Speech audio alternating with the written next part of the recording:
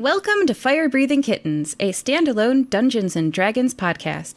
Every episode is a separate, complete adventure with a beginning and an end, so you can listen to them in any order. We are joined today by Boltzmann. Hello, everybody. Boltzmann is a level 3 Battlesmith Artificer and a level 10 Blade Singer Wizard.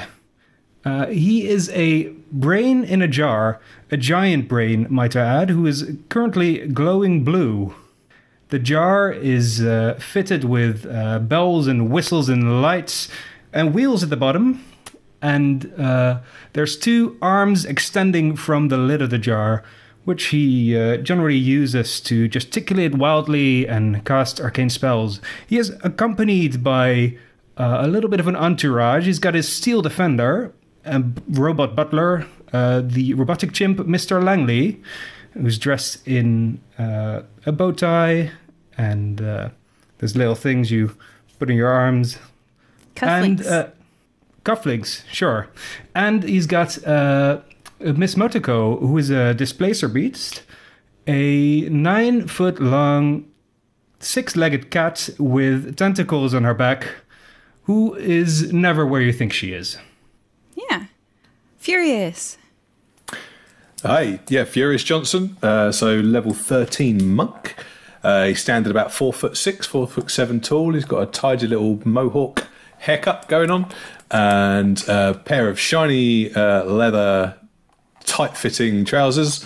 Some rather chunky steel toe cap, like hobnail type boots. And as ever, he's drowsed in baby oil. Of course. Who doesn't love a baby oil-covered dwarf? Exactly. And Dr. Crud III. Dr. Crud III is a 13th level doctor. He is a loxodon standing 8 foot 2 inches now high, 5 feet 2 inches wide. He's got blue jeans, a white button-down shirt with a red tie, and a white lab coat that's made out of leather, and with Dr. Crud III stenciled on the left side. He's got a beans pocket and a Jenny pocket, and only one of them is occupied at this time. Yeah, Jenny's back. All right. You are all in the Fire-Breathing Kittens Guild Hall. The guild is a large building with a bar, a sitting area with wooden tables and chairs, and a wall with a corkboard and job flyers posted. Boltzmann and Dr. Crud III.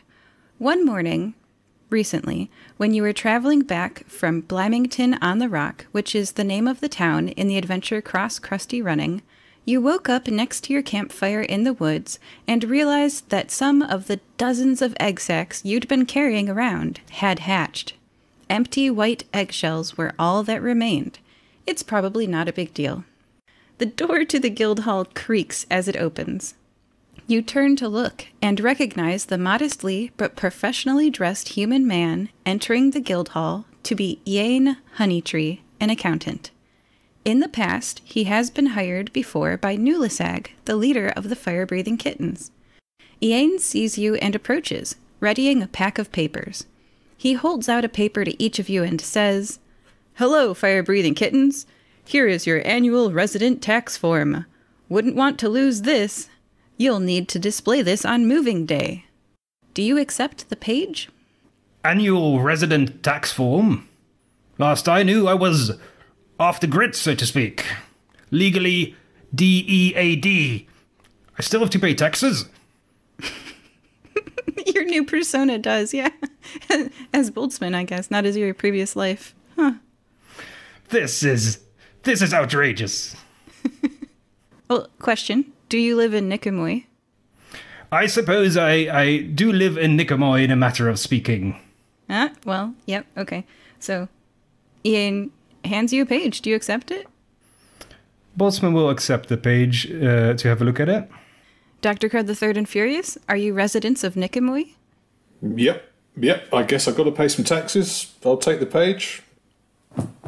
Well, the Crud family is very well known in Nicomoy. I don't think he could get away with not being a resident. All right, all three of you have a page. Ian continues distributing forms to other people in the guild hall, his voice growing softer with distance. You look at your form and read 49594 Resident Monstercade Tax. 5 gold due per adult Nicomoy resident. Printed name, and then a line. Signature, and then a line. Notary stamp, and then a line. Display on your door on moving day or be moved. At the bottom, there is a second paragraph you haven't read yet. What is this moving day that they speak of? Well, you either pay your taxes or they move you the hell out. Ian calls over his shoulder. That's right. 2 weeks from now, that's the day when town guards come and physically remove any Nicomoy resident who doesn't have a stamped resident tax receipt displayed on their door. A tight group of dozens of guards comes, picks up everything you own, carries it all past the town wall, and dumps it there. It's a bit inconvenient for the dumpee, but if you're in a market for a new couch, oh boy, the day after moving day is a treat. Yeah, the pickings are really fun to go through. I'm a little tempted not to sign this form at all and to ignore it altogether, if only just so I can see them try to remove me. No, I'm not in the mood for being dwarf flung anywhere, so I think I can probably afford 5 gold and we'll just deal with it.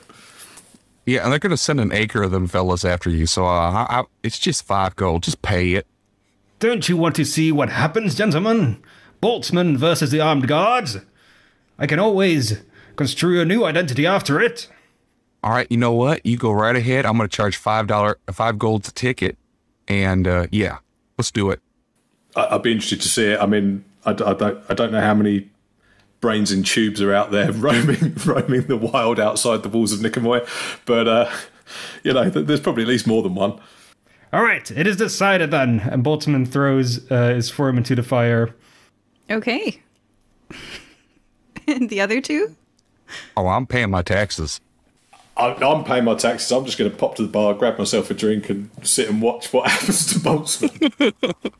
Oh, man. Well, that'll be a show.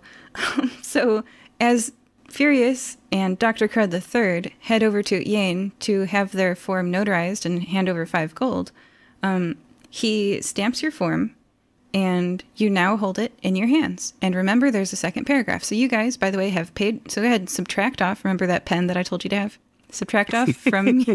You have paid 5 gold, and you now possess in your inventory 1 notarized Monstercade tax receipt. Furious Johnson doesn't read forms, so he completely ignores the paragraph below. Okay. Being a doctor, Dr. Crud knows to read everything, and he does. Okay. Only Dr. Crud, since Boltzmann has thrown his in the fire and Furious is not reading this. Only Dr. Crud sees. The second paragraph says, always hiring, town guards, must pass feat of strength, which, to get a bit meta, you out of game interpret to mean that the guard applicant must be able to survive 10 damage and be able to deal 10 damage in a round. Pay 500 gold per year. And Dr. Crud III, do a history check. Absolutely. That's going to be a 5. Okay. The end. All right. 10 damage. Is this a joke? Oh, you don't know that. Boltzmann looks at Dr. Crud and says, well, Dr. Crud, what does it say? Are they going to come after me? Yes, they are going to come after you with as many as they can. Hey, Furious, can I talk to you for a couple minutes over here aside by the bar? Sure thing, Crud. What have you got for me? All right, Boltzmann, you can go away for a little bit. Boltzmann goes to the bar with his attendants. Thank you, I still love you. Nusi serves you a drink. Hey, Furious. Now, see what the second paragraph is they're looking for guards. Now, you and I could sign up. And you and I, he was wondering how many it would take to evict him. I bet you it's just me and you. I think we could have him just between us two. Easy, Dr. Crud. Let's do it. Let's sign up. You want to do it? All right, let's do it. Just in time for moving day. Sounds good to me. All right, Boltzmann, we're done. No, just one more question. Did it say anything about what happens if I escape? If I get away with it? Do I not have to pay the 5 gold? Oh, it's just your stuff that's going out, and you're going to get tossed out. And then whether you walk through the gates again, I mean, that's completely up to you. Not to worry. I carry all my possessions in my extra-dimensional compartment. And he slaps his robotic rump, going clang, clang. Oh, so you're saying it's going to be even easier to evict you? What exactly are you implying, Dr. Crud? Well, the cops don't have to pick up your stuff and toss it out the walls. They just got to pick you up and toss it out the walls. I'd like to see them try. Well, you burned your stuff. We'll see on moving day. I am very interested. So you will pay... You will sell tickets for 5 gold apiece? Yeah. There's my taxes already taken care of right there. I presume that, as a doctor, you will cut me in on the profits. Well, that depends. If I do that, then I could be blamed for you taking a dive. So, I mean, that's going to get into the... We have to go through beans about that with that legal mumbo-jumbo. Oh, well, fair enough. I will roll a quick insight check to see if Boltzmann knows what's going on. I've got a -1, and I rolled a 6, so Boltzmann has no clue. So you're trying to see if Dr. Crud's lying to you? Oh, just to see if Boltzmann has any clue about the plan that you two concocted together. So what would that be for Dr. Crud? Deception. Deception? Okay. That is going to be an 18. That is higher than a 6. So yeah, your plan is a secret. Screech! A chair Very makes well. a hideous... Very well, Sorry? Dr. Crud. Let's go back to our table, shall we? Now, as I was saying, I've good news. I've finally integrated the spider intestine into my bodily form. Yes, I can eat and drink again, thanks to your help. If you hadn't supplied those organs, I'm not sure what my body would look like now. Well, you know, without a circulatory system, it's only going to last a few days. We're going to have to put a new one in every few days. So just keep that in mind. And I thought I heard a screeching sound. Screech! A chair makes a hideous sound as it is pulled across the floor. Nulisag, the 2-foot-tall dwarf leader of the Firebreathing Kittens Guild, stops pulling the chair once it is in front of the jobs board and climbs to stand on its seat. He reaches up and pins 2 flyers to the corkboard. Because you each possess the magical Firebreathing Kittens tattoo, you can read the writing written there. Nulisag hops back down, leaves the chair where it is, and walks back to the stairs to return to his office. Hi, Newly. Hi, Dr. Crud III! Hug? New jobs! All right. Well, I'll take a look at that in a minute. I want a hug, though. Give me a hug, please. The 8-foot-2-inch tall Loxodon and the 2-foot-tall elderly dwarf embrace. I'm so glad you're not a changeling anymore. I've recovered, thankfully, from being unconscious for 3 months under that stage. Thank you for noticing I was gone and saving me. And he hugs you more. Because I'm sure that's what you told him, right? You were like, we came for you. Yeah, totally. Absolutely. Absolutely. You fire-breathing kittens are the best. And he gives everybody a hug except for Furious, who's all greased up. And then he's like, you too. And then he hugs you. And now he's got to go shower. Cool. So, yeah, post-hug, Furious sees the chair, thinks it's a good idea to take use of it, and sort of skips over a bit more jauntily than he thought he was going to do. Jumps up on the chair and grabs and starts to read the notices on the board. Hey, Furious, being greased up as you are, how do you sit down and not slide everywhere? Oh, my trousers aren't greased up, so my butt's good. I got some grip on my butt. That's fine. All right. I need to be careful of leather chairs. Leather chairs in particular are quite dangerous. They're quite tricky for me. The first job flyer says, and I hope you guys have your pen ready, Urgent! Monster attack! 2538 Blama Camp Road, Elysian Fields, 100,000 gold. And I'll read that again for you. Urgent! Monster attack! 2538 Blom Camp Road, Elysian Fields, 100,000 gold. There's one here for 100,000 gold, lads. That sounds like a pretty nice little number. I'm sure we could take out some monsters. Well, let's read the other one. Maybe that one's a million. Let me see. And he does. And he sees. The second job flyer says, Urgent! Monster attack! 6931 Pindar Road, Elysian Fields. 100,000 gold reward. Looks like we could do 2 jobs in one go. 200,000 gold. It's the same general area. It sounds like a monster attack double whammy. It could be the same monsters. We could just eliminate one group and get paid twice. Ooh. Exactly my thoughts, Dr. Crud. Where is Elysian Fields? Is that nearby Nicomoy? Roll a history check. And while you do that, look at the map right next to the board, so you get advantage.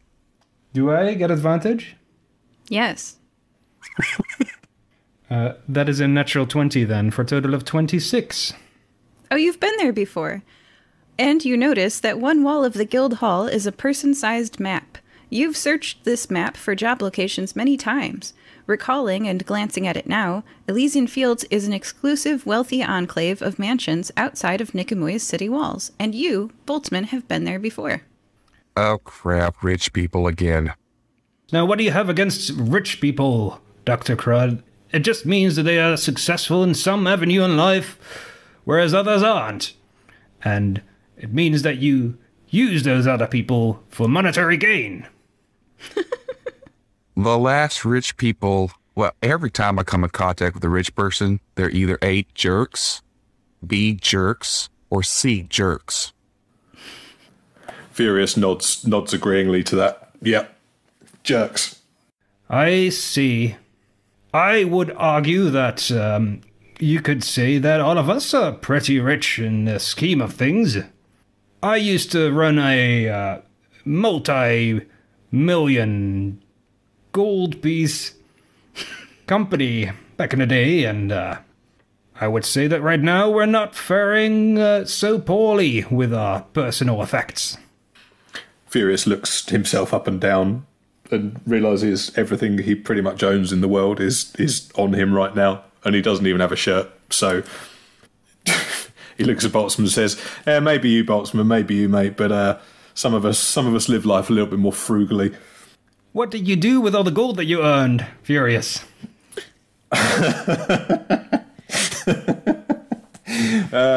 Furious kind of hangs his head, slightly embarrassed in embarrassment.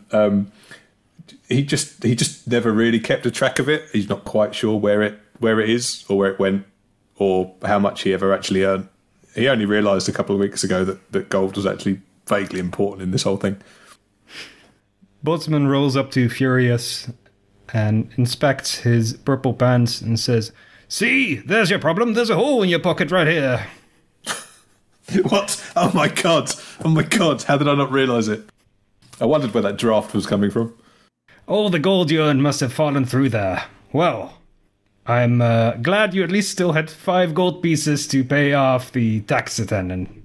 Although I wonder what would have happened if you hadn't had those 5 gold pieces and you and I would be on a team together. But I suppose I will continue wondering. Let's head toward Elysian Fields, everybody. Allons-y. Indeed. You all step outside the Firebreathing Kittens Guild Hall, patting your feet on the cobbled road. Every road in Nicomoy, regardless of small or large, benefits from the City Works program. Even the tiniest alley is paved. Do you turn left to go uphill to the suburbs and forests, or right to go downhill to the beach? Elysian Fields is to the left, right? Well, it's got to be left, isn't it? The rich people are always uphill. That's how the world works. They go left. You arrive at the thick Nicomoy city walls. 50 feet high and as many wide, infused with sigils, the impressive earthenwork protects the city. Transversing through Nicomoy's perimeter is like walking inside a tunnel, a dark pipe with light on the other end. A group of guards nods at you, permitting you to pass. Do you say anything to them? Dr. Crud hugs them. Oh, they hug Dr. Crud back! You're famous for your hugs around the city, and you brighten everyone's day. Furious kind of opens his arms to offer them a hug, and they both look at his greasiness and just back off. Yes, and with that, you've made it. You emerge into the bright sunlight. There are houses and businesses here, too, and copses of trees. 2 weeks from now, there might even be a couch. Or a Boltzmann. Continuing on your journey, you head towards the suburb of Elysian Fields. Outside the city wall, the cobbles transition to an unpaved road that wends between huge mansions. Whereas before, guards occasionally patrolled the street, here you have seen none. Maybe there are bandits? Perception check, everyone? 12. Non-nat 20. Boltzmann rolls with advantage because of his obviator's lenses and gets non-natural 20 as well. Oh, can I use my nose to get my advantage? Dr. Crud III is sniffing for bandits. Question mark. Okay. That's going to be 18 then. You're all very perceptive and can tell. Nope, no bandits today. Possibly a passive benefit from living so close to the city. The city walls are right there. You continue on your journey. Occasionally, an estate has a fence around it, but most possess gardens and grounds that simply slope to the forest. You reach a T in the unlabeled, unpaved road. Left or right? Since Boltzmann has been here before, can he head toward 2538 Blumkamp Road? Absolutely. Having been here before, you know that although there's no label, it is the left that is Blomkamp Road. You arrive at 2538 Blomkamp Road. The first thing you can't help but see is the massive swimming pool in this mansion's front yard. There are 2 shade-covering houses, awnings, sort of, next to the pool, on the left and the right. Behind the pool, a massive yellow-stoned, purple-roofed mansion takes up what would in Nicomoy possibly be a whole city block. It's huge. This is a home? I think my dad's is bigger. Well, shall we go knock, gentlemen? This is 2538, is it? That's what Boltzmann says. If this is 2538, that means there's 2,537 other houses along this street, and if they're all as big as this is one hell of a long road. Oh, they're rich. They get to just pick whatever number they want. Exactly. Sometimes rich people like larger numbers, so they request them with the municipality. I see. It's all just one-upmanship, isn't it, with these guys?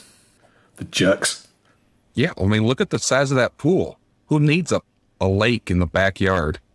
It's true. I could drown 1,000 times over in that lake. I'm not going to go anywhere near it. Gentlemen, to me you sound envious of this pool. Wouldn't we all like to have a lake-sized pool in our backyards? Besides, it's not even that big. You do realize the maintenance you'd have to do on it? No way. Nuh-uh. I ain't doing that maintenance. Of course I realize the maintenance. My body is a pool maintenance machine. And Boltzmann presses a slot where a chlorine tablet comes out. Oh, wow, that doesn't rust you? No. My body was specifically designed to hold in various conditions. Underwater, outer space. Lava will do me in, though. All right, keep you away from lava. Check. Noted. Julie. A good thing to tell to your doctor. Yes, no lava treatments. Should we go knock? Let's. We go and knock. You approach the house. Standing up from where they were reclining in a lounge chair under one of the covered cabanas next to the pool, a hooded figure calls out to you. Halt! Who goes there? Firebreathing Kittens. We got a job. A small woman with beautiful red lips but hideous burn scars all over the top half of her head and face holds a fireball in one hand and approaches you. Her eyes widen in recognition, Dr. Crud III. She clenches her fist, and the fire crackles angrily. Why don't you all do a history check? 12 for me. 23 for Boltzmann. 9. Okay. I am not historical this episode. That's okay. Officially, none of your characters recognize Keshet Byrne. Keshet Byrne is from the adventure How to Construct a Siege, where she met Dr. Crud III, Beans, and Olive as they protected a golem from someone who was trying to get her back. So Keshet Byrne is the one that y'all knocked really unconscious in the guild hall and had arrested. But then her boss was no longer able to employ her after that, and so it would appear that she is here. But you, the player, knows that, but the character doesn't. And that's how we're going to do history checks this episode, because there are no new characters this episode. So, anyway. Behind her... So, yeah. I was going to say, Furious sees her kind of clenching her fist and misreads the situation, says, no, we really are the Fire-Breathing Kittens, look, and pulls down his trousers and shows her the tattoo on his left butt cheek, just to make sure. Do a persuasion check. Let's see if this is perceived well or poorly. 21. That's very well.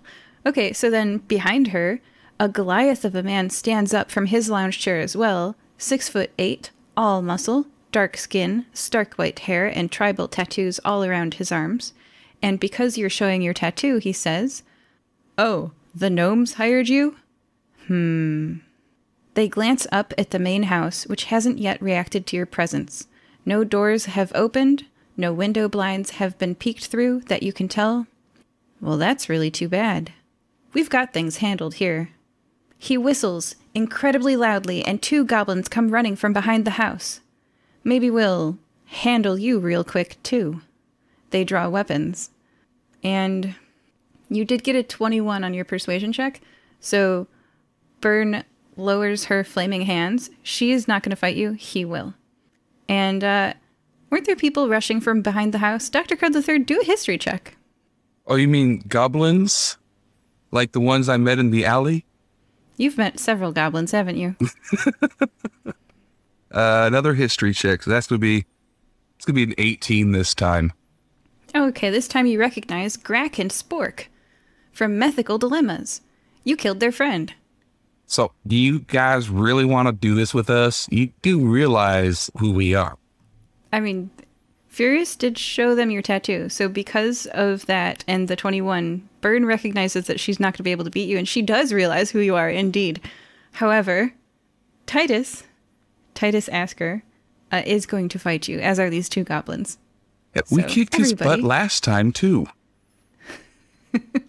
Yes, everybody roll initiative. But you don't recognize him, Dr. Crud III? So. Me does, but not, yeah, Dr. Crud doesn't. But those goblins, no. Boltzmann has got a 17 for initiative.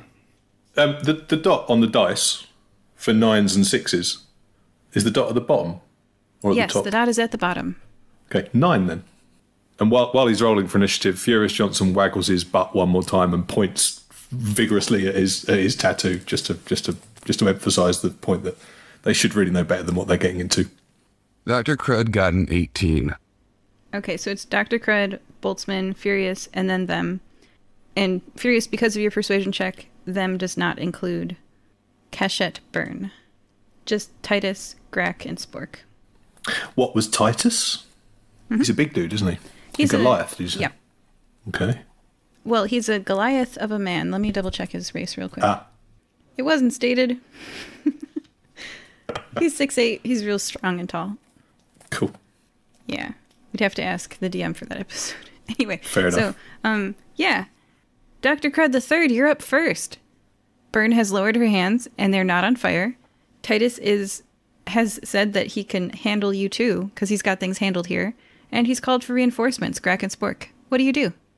Well, I guess we're doing this. I tried to ask him if he really want to do it. He did not say anything, and he's just looking all mean. But boys, we tried our best. So, goblins! Dr. Crud brings out his crossbow and fires at Spork. Natural 20 to hit, so 27. That hits. And that's going to be 18 damages to his face. The arrow flies through the air and lands in Spork. Spork is dying on the ground. He's bleeding on the lawn. That's okay. I'll heal him up. We just need him out of the fight. Next is Boltzmann. It's your turn. What do you do? How closely are these people together right now? Grack is across the lawn, I'd say 50 feet. Titus and Byrne are within 10 feet of you, standing up from lounge chairs. Boltzmann will cast a wall of force to lock up the 2 closest combatants And I will read that spell for you. An invisible wall of force springs into existence at a point you choose within range. The wall appears in any orientation you choose as a horizontal or vertical barrier or at an angle. It can be free-floating or resting on a solid surface. You can form it into a hemispherical dome or a sphere with a radius of up to 10 feet, which is what I'm doing. Each panel must be contiguous with another panel. In any form, the wall is a quarter of an inch thick. It lasts for 10 minutes. If the wall cuts through a creature's space, when it appears, the creature is pushed to one side of the wall. Nothing can physically pass through the wall. It is immune to all damage and can't be dispelled by dispel magic. A disintegrate spell destroys the wall instantly. The wall also extends into the ethereal plane, blocking ethereal travel through the wall. Wow. Is that from both directions? Yes. So you can't go in or out? Yes. Let's patch up these goblins and head into the house. Titus reacts by banging his fists against the wall angrily, and Byrne looks at her 6'8" tall companion and rolls her eyes. She remembers that you guys very, very thoroughly trounced them last time, and she's like, "Ah, my idiot friend." Without further ado, Boltzmann rolls past them and heads toward the main door of the house. Got it. You have moved your movement distance, which is, I think, 30 to 40 feet. I'll go into Blade Song just for the sake of it. Doing a little flourish, which adds my intelligence to AC, and I will move 40 feet. You are now 40 feet further. You have passed the lounge chairs and the pool and are rolling, I guess, up to Grack. All right, you're 10 feet away from Grack. Furious, it's your turn. It is my turn. You are 50 feet away from Grack. 50 feet. Now, where's my movement? Yes, and Titus is in a bubble. See, my movement was 45 feet. Ooh, 45 feet. So I would have to... Let's say you're 45 dash. feet away from Grack. Oh, okay. Nice. Thank you. Okay, so, so Furious is going to head towards Grack. However, I don't know if this counts as an action or not, but on his way past Titus and Byrne, he's going to press his butt, still exposed butt, tattoo up against the invisible wall, squidge it in front of them and just shout, "When are you ever going to learn?" And then he carries on off. That doesn't count as an action, does it? No, that was a free action. Yep. Cool, thank you. So now he's going to move off. He's going to carry on towards Grack. Nice and simple. He's going to flurry of blows on Grack. To hits, we have a nat 20. That hits. That's actually a critical. You roll an extra dice, and then at the end of all the extra doubling of...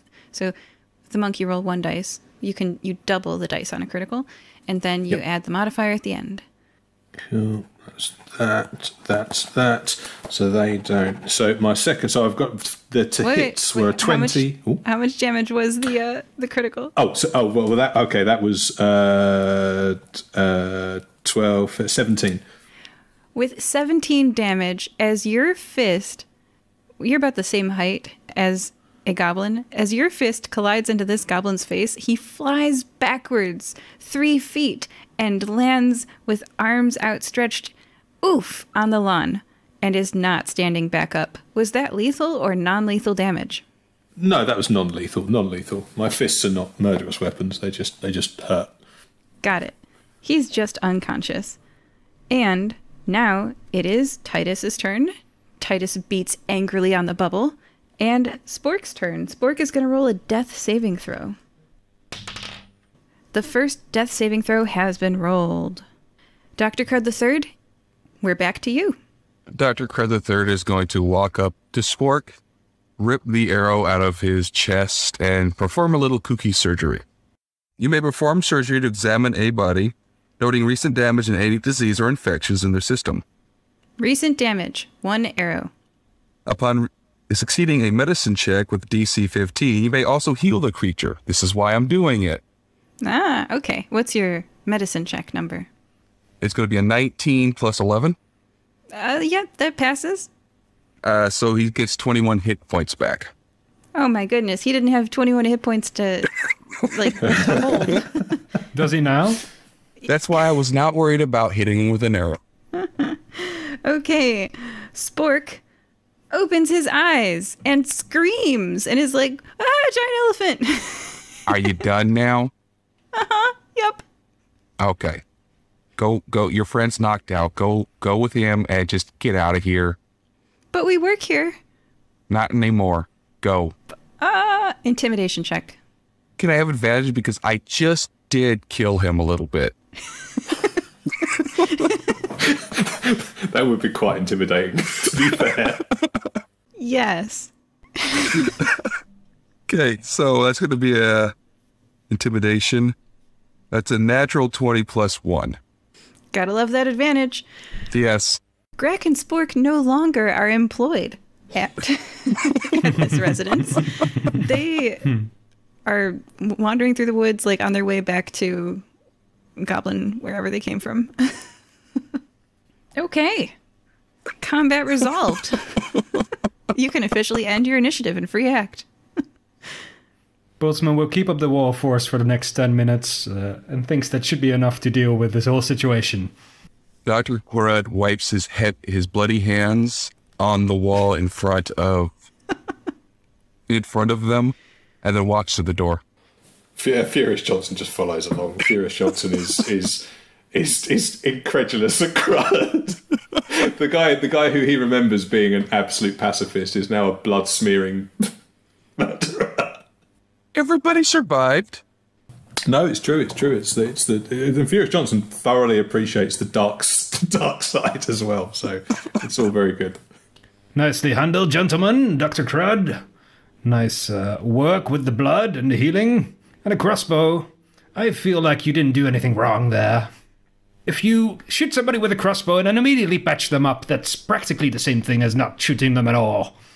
My thoughts exactly. Boltzmann, I did have a thought just now before we knock on this door.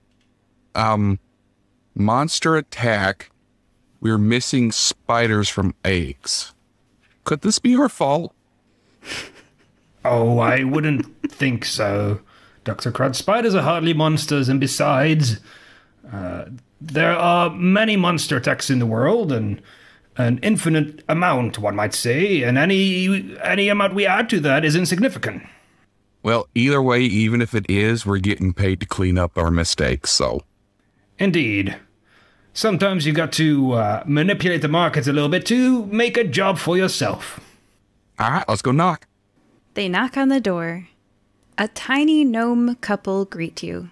They look even smaller, standing in their tall, ceilinged house.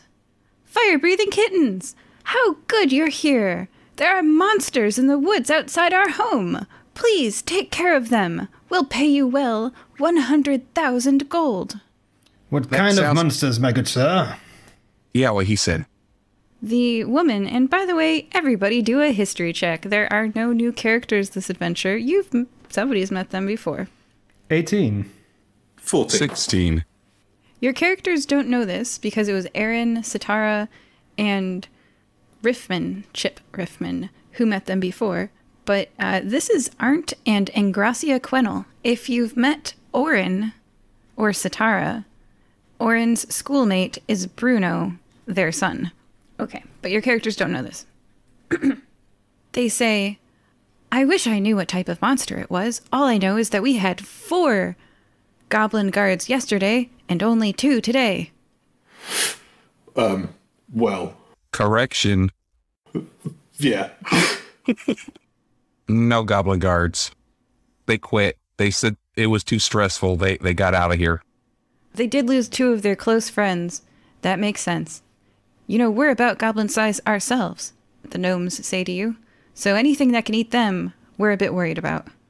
Well, I would venture to say that these goblin guards you had, the fact that they disappeared might not have anything to do with monster attacks. They could have tripped on a rock and fell.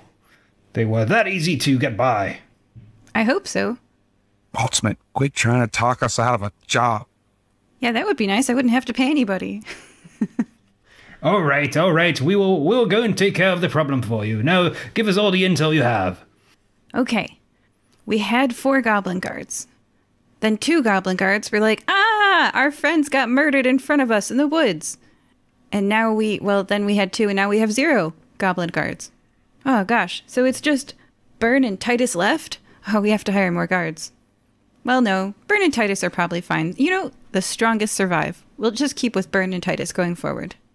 Indeed, a good philosophy for any man, or woman, or gnome, or non-gendered robotic being. All right, we'll go take a look for you, and if there's any monsters out there, we'll get rid of them. Pronto, quick. All right? Oh, thank you so much, Firebreathing Kittens. Where did your servants run into these monsters in the woods? In our backyard, they point. It's clearly visible. There's like a swimming pool, a lawn, and then a bunch of trees that you could definitely imagine monsters being back there. All right, well, before we take on this job, we will be gone for some 30 minutes, and then we will try and hunt down these monsters, all right? Thank you so much, Fire-Breathing Kittens. Boltzmann nudges Dr. Crud and Furious meaningfully. Although you might not be able to construe what he says, he's referring to the other address, which offered a reward of 100,000 gold for possibly the same monsters. Furious asks the gnome couple, you wouldn't happen to know where Pindar Road is, would you? Yes, it's turn right out of here, and then there's like a side street to the right. Ignore that and go straight. Cool, thank you very much. We'll be back momentarily. And we all head off to Pindar Road, I assume. You arrive at 6931 Pindar Road. 1, 2, 3, 5, 10, 20, 30. 37. You count 37 windows visible in the front of this 2.5-story, sprawling gray mansion. 5 chimneys rise from the sloping gray roof. One apparently got smashed by a giant fist, bricks scattered down the roof and in a pile on the lawn. A line of hedges grows as a border between the stone home and the grass lawn, some smushed flat as if stepped on by King Kong. Now, you were saying something about spiders earlier on, chaps. I've never seen a spider that could do anything like that before. This appears to be the work of a giant ape. Can I make a nature check to see if I can discern anything about the attack or any other type of knowledge check? Yes. You choose the skill, I'll tell you some appropriate information to have gained. All right. I will go for Arcana because I do have a plus 16 in that. And I rolled a 16, so that's a total of 32. With a 32 Arcana, you know it is very possible for magic to have made this damage. You also know the properties of the phase spider that you, Boltzmann, in particular, are responsible for bringing away from... What was it called? Blamington on the Hill or something like that? Blamington on the Rock. Yeah. You in particular have examined these phase spiders, and you know all of their magical properties. You know that they blink out of existence. You know that they are way too large. Just way too large. You know that they glow an icy blue color in the dark. And you know that there is no way that, although your spiders are quite large, Boltzmann, they're called Boltzmann spiders in my... They're your spiders. Although they are quite large, stepping on the house would not have crushed this chimney, and they don't have any evocation magic that they could have used to, like, squash the bushes and crush the chimney. You'd say 100% certainty with the 32. The spiders did not cause this damage. I have published 7 papers on Boltzmann spiders, and I'm quite certain that they could not do this type of damage. Can I also do a nature check to see what could? Sure. That's a 4 plus 11 is 15. Without singe marks, it probably wasn't an explosion or an evocation magic like a fireball. It probably, because there's no singe marks, was simply, like King Kong, a very large creature. Interesting, a very large creature. Now, a bit of an aside, have either of you ever turned into a very large creature like a giant ape? You do realize I am a very large creature. Oh, yes. Well, relatively speaking, Dr. Crud, you are larger than average. Well, why don't we just go knock on the door, mosey up there, see what they have to say, and try not to talk ourselves out of getting paid for our job. All right. I'm just saying, if either of you would like to mutate to giant size at any point during this day, give me a shout, all right? Oh, I get it now. I didn't know you were offering to turn us into something bigger. I always am, Dr. Crud. All right. Furious prides himself on being able to take on big things, even despite his diminutive size. So he understands what Boltzmann's offering, but he doubts he's going to take him up on it unless something pretty unpleasant happens at some point. But it's good to cheers. A man with principles, I respect that, Furious. Plus, he's slippery. And I respect brains in jars as well. Thank you. Let's ring the door, shall we? You head off. You were still on, like, the unpaved road that's at the very end of the driveway. So, like, you head off of the unpaved road and you start to head down the driveway. And before you can get very far, you notice something that was blocked by a tree. "Do you want to buy some cookies?" calls a young child's voice from a folding table turned stand. Before you can even start to head down the driveway, a Sea Scout stand next to the main road is peddling cookies at you. Everybody do a history check. I just listened to this one. Oh, that's a 1. Boltzmann very fittingly has a 25. And I have a 21. Furious doesn't know anything. They didn't introduce the children to you, Mr. Creased Up Dwarf, but they did. Boltzmann, you have introduced the orphans who sell Sea Scouts cookies to Dr. Crud III, because actually, yeah, that makes sense. They should probably see a doctor. Yeah, he did a full examination of everyone. Yeah, give them some, like, dewormer pills. They've been eating trash. Like, the poor orphans. Okay. Anyway, so you both have met Susie. This is the time for the pen. A 5-year-old half-elf orphan. Ember, a 7-year-old fire genasi orphan with orange flame hair and fire blue skin. And Oat, a mute and shy 5-year-old furbolg. She's short with gray hair and dark blue skin. They all live at an orphanage, the Cookie Orphanage, and they sell these cookies to raise money. Boltzmann has taught them quite a lot about business.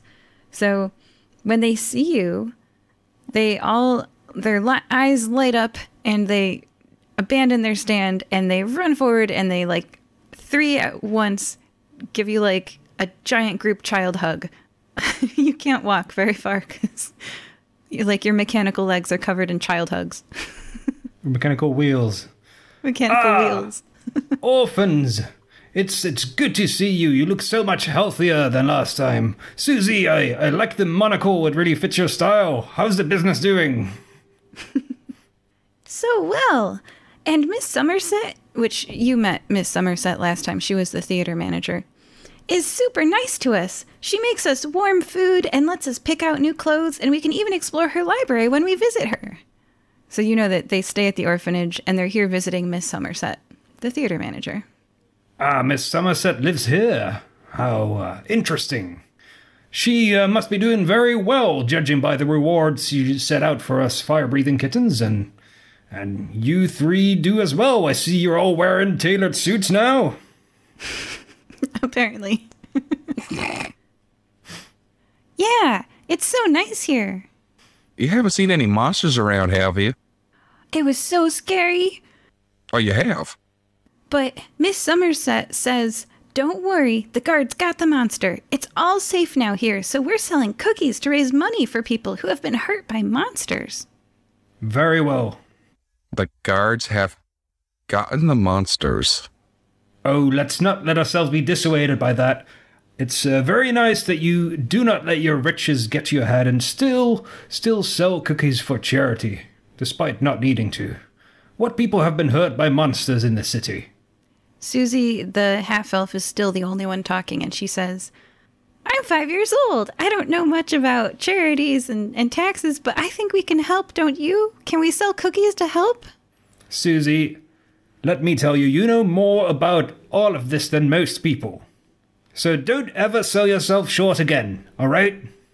You are a business expert if I've ever seen one. Susie's so happy she gives you another hug. Boltzmann hugs her back despite being a cold, robotic, fluid-filled body. Aren't we all? Very true. Well, children, we must head to the mansion of Miss Somerset now to see why this job was posted if there are apparently no monsters anymore. And he gives him one last hug and then Says, I'll see you in a bit, and rolls toward the front door. And before you leave, do an insight check, Boltzmann. That's an 11 minus 1. Although Oat, the Furbolg, was always very shy, you remember Ember, the fire genasi, talking more the last time you met her. Boltzmann only just realizing this as he turned away since he rolled a 10, and says, Ember, is something the matter? She nods. Tell me, orphan, what's wrong? She shakes her head. Oh, I know what's going on. You got all this money, but you couldn't retrieve the body of your parents, so you're still an orphan. It happens to the best of us, Ember. Most people are orphans at some point or other during their lives. She nods, and then she shakes her head. Wait, that is not the problem? What's going on? She nods, and then she shakes her head. And it does look like you can't force her to talk to you, but you can tell that something's wrong. Boltzmann, well aware of magical shenanigans, runs a hand through her, puts a hand on her shoulder just to make sure she's not an illusion. She's not. Well, you know that you can always talk to me or any other fire-breathing kitten if there is a problem. Especially if it can be solved with violence. Oh, she nods, and this time she doesn't shake her head. You know my office hours. She gives both of you a big hug. She's still not talking. To the door, gentlemen. We're at the door. Okay. You knock on the door. A group of people approach the door. Do you all have a pen? This is going to take a while. Oh. Okay. Okay. There's a white-haired human woman. A half-orc man with beautiful, long, straight black hair. A male Goliath, but with sandy-colored skin as opposed to rocky. A black dragonborn. A porcu person. Cute. A Leonid man with a big mane. And lastly, a warforged sentient robot in a wheelchair. Everybody do a history check. 4. 14. 10. The 4 and the 1, you're killing me over there, Furious. I know. I'm useless at this. Your character does not recognize Crystal LeBlanc, the white-haired woman, sister of Punnet. She is not on good terms with Punnet because Punnet let her sister die in a theater accident. Nor do they recognize Ayaz Okazaki. They're a half-orc with beautiful long black hair who worked for Lily Reed. There's not always work, so it makes sense that he like witness protections people, but with no questions asked. So he'll witness protection anybody. And he has met Beans and Dr. Crud III in But Tell Us About the Giant Worm. You also don't recognize the Goliath, Doobie Calamario. In the summer, he runs a fried squid shack on Skeleton Beach. And here's the two that you've met, Furious. Vaclav Kampush and Shantae, née O'Brien Kampush, the Black Dragonborn, who used to be a 4 or 5 foot tall standing vase for 15 years. Furious had a hand in saving Vaclav and his wife Shantae, who was a cat, and she was about to age out of being a cat as a 15-year-old cat, so it's really good that you saved her, because now she's back to being a porky person. Their relationship is especially cute, because she's a porky person and he has really hard scales, so they can hug. Aww. And then there's DJ Levente Darag, a Leonid lion person with a mane who met Dr. Crud III in Masquerade Madness. He's a DJ, but you know that doesn't pay super great, so now he's a guard too. And lastly, Xavier Tinman, a wheelchair-bound sentient robot. He used to do the test of strength on Skeleton Beach, but someone, Olive, mysteriously paid for his freedom after he was brutally injured by Aaron. After Aaron appeared as a compactor, inspiring fear, an injury that didn't guilt Aaron in the slightest. So, there's the cast of guards that open the door to you. It's a bunch of people. Yeah. And does anybody have a tattoo of the fire-breathing kittens visible? Yes, it is right on Dr. Crud's nose. Right there, face forward, front and center. Furious's is covered by pants, and Boltzmann... Yeah, no, I pulled my trousers up, yeah. Boltzmann is not wearing any clothing, so his tattoo is clear as day on his lower body. Oh, man. Stamped into the metal, right? Right, a little bit to the side. Okay. Then, seeing the tattoo of the fire-breathing kitten, The war-forged sentient robot in the wheelchair looks at the tattoo and stops coming closer. His metallic face has subdued emotional expression, but his strong arms grip the wheels tightly and rapidly without saying anything to you upon seeing your tattoo. He rotates the wheelchair around, fleeing back into the manor house. We're getting this a lot. Well, that was weird. Hello, everybody. The human woman with the white hair introduces herself. I'm Crystal. She looks fondly at the half-orc man with long black hair and says, "We don't need you fire-breathing kittens. Ayaz," and she she likes him, "sealed the monster like it was nothing. Can you believe it?" What was the monster? Where? Tell me the story. I want to hear it. Let me see if Ayaz recognizes you, Dr. Crud III, and roll a persuasion check. Let's see. Persuasion. Oh, okay. That is going to be... I thought it was going to be lower. It's going to be 16. That's pretty high. He recognizes you. All in a day's work, he says to Crystal, modestly. "Oh, Dr. Crud III! It's been a while since I've seen you. Why don't you come on in for tea? We'll tell you the whole story." He recognizes you. Yeah. Dr. Crud hugs him. Aw, yeah, you know him. He's your friendly neighborhood witness protection person. Mm-hmm. Yeah, we All had right. that tussle. Yeah, briefly. You guys got over it. There was a bit of a misunderstanding when they first met. Yep, but it's all good now. It is all good now. Okay, so you guys head on into the house, and they take you to a tea room. Everybody has tea, and Somerset Sunset is there. What do y'all chat about? They tell you the story. Big monster attacked. Ayaz sealed it. The seal is like kind of like a ceramic plate. As long as that seal doesn't break, monster gone out of this dimension. Bam! No more giant whatever. What kind of monster was it? It was a giant worm. The look on Dr. Crud III's face. Worth it. Baines needs to Nonsense. be here. Don't tell him. He'll be here tomorrow. I've heard tales of giant worms, and I can ascertain with the utmost certainty that none of them are true. Giant worms are a myth. Was this giant worm in the forest back yonder? Yes, it came out of the forest. All right. Well, then, it sounds like you've already completed the job. Well, congratulations. Furious, what are you doing as they have tea? I'm sipping my tea. I'm thinking about the cookies. I'm thinking the tea would wash down those cookies that those Sea Scout girls were selling outside, and I'm almost thinking actually about going and buy some. Oh, yeah. Somerset definitely has bought some. Like, she's casually very wealthy, and there are little orphans selling cookies. She has so many of these boxes in her home. This is why those Sea Scout girls are doing well, because this one lady is buying up all the cookies. So Furious is just sitting there listening along to the story. He doesn't know any of these people. He's in his little world of blissful ignorance, having a lovely time, a nice little afternoon high tea.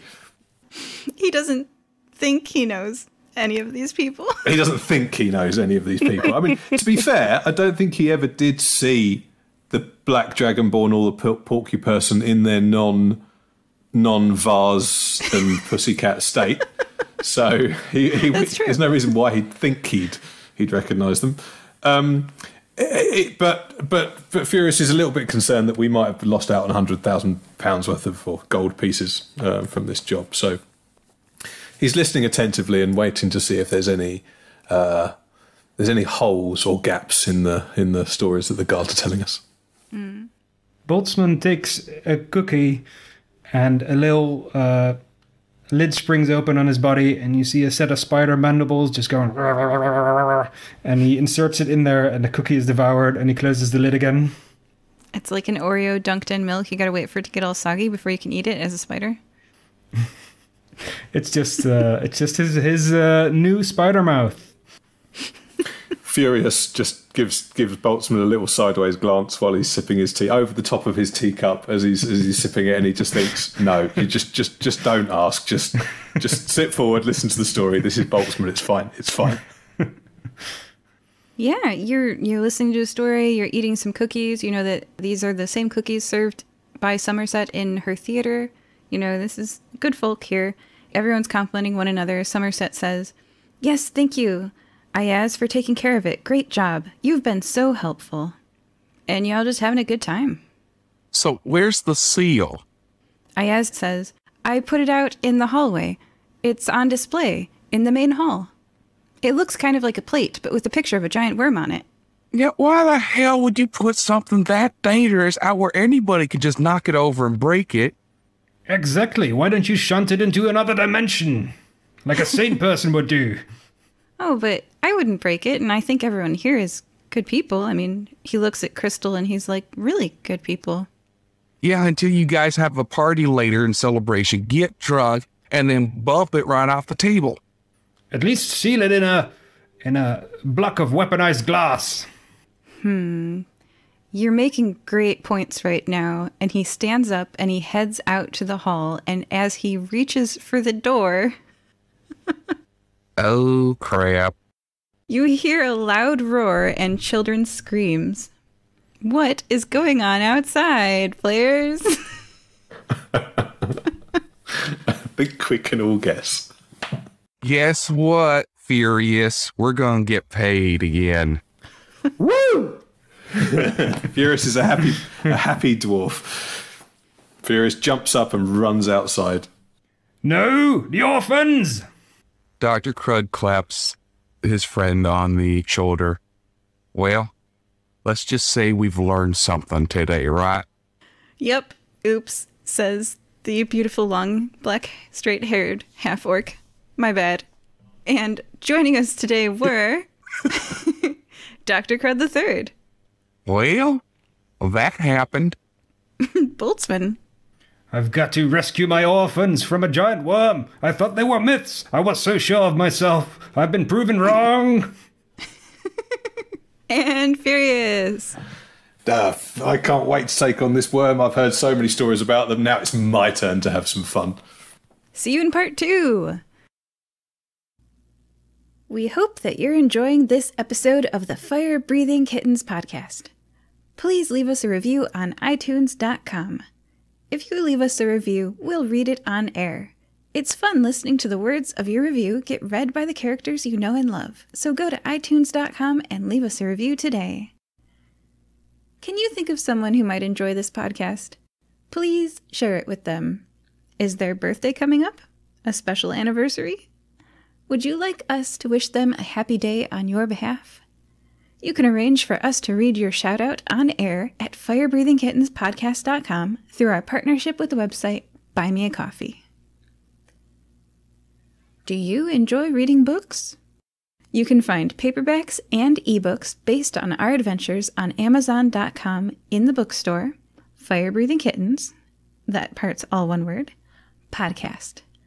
The authors do a great job of adapting the stories into fun novels. We also have official merchandise on redbubble.com. Imagine owning a notepad with the Firebreathing Kitten logo on the front, or a t-shirt with one of your favorite characters. And lastly, I'd like to take a moment to sincerely thank all of you. We don't pay to advertise this show, so the only way we can grow is through the support of listeners like you. Thank you. Welcome back to Firebreathing Kittens, a 5th edition Dungeons & Dragons podcast. Everybody roll a d20. Oh, and we're joined again by Furious. Hey. Boltzmann.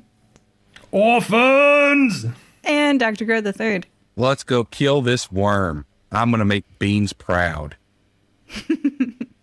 Okay, I've got a number here. What number do you guys have for your d20? 18 for me. 8. 17 for Boltzmann. Furious is the closest. Furious, why don't you go ahead and tell us what happened last time on Firebreathing Kittens?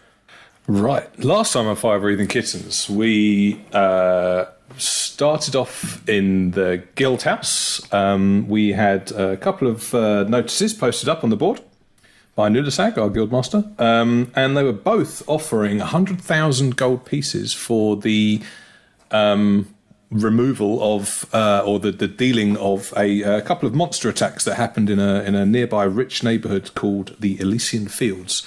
So, being the monster hunting triplet that we are, myself, Boltzmann, and Dr. Crud III, set off to find Elysian Fields and find out what's going on with these monster attacks. We've had a nice little run back of some of the historical encounters of some of the squad to a mixed degree of recognition amongst the three of us. We've checked out 2538 Blomkamp Road. Definitely something going on there. There was some action in a forest in a rather large set of grounds and behind this big mansion. So we haven't dealt with that yet, but we've popped off to the other location, which was 6931 Pindar Road, where we found a pretty large group of guards who seemed to have subdued a monster. Turns out it was a giant worm. They had it sealed, but like absolute idiots, they left the seal on display in the hallway. It's a nice fragile ceramic seal, and I couldn't put my finger on the reference to that ceramic seal. That image of the ceramic seal is very clear in my mind from something, and I can't predict what it is. I'll work it out before the end of the session. But we, so now basically, because of this idiotic placement of the seal, somehow it seems to have just smashed. We've heard a massive roar and a disturbance outside. There's three little orphans that Boltzmann has seems to have educated and to be masters in economics. We're worried about how they're going to do, so we're just about to go outside and try and find out what the hell is going on. Indeed. You all run outside, and there, on the lawn, is a huge, we're talking huge. There's size classes in D&D. This is bigger than the biggest one of them. Huge, giant worm. Gargantuan. Gargantuan worm. It looks like, okay, so you know how a fruit fly and a banana are size proportional? Right, okay, yep. I had to get those two images in my head, but yes, that makes sense. You're the fruit fly.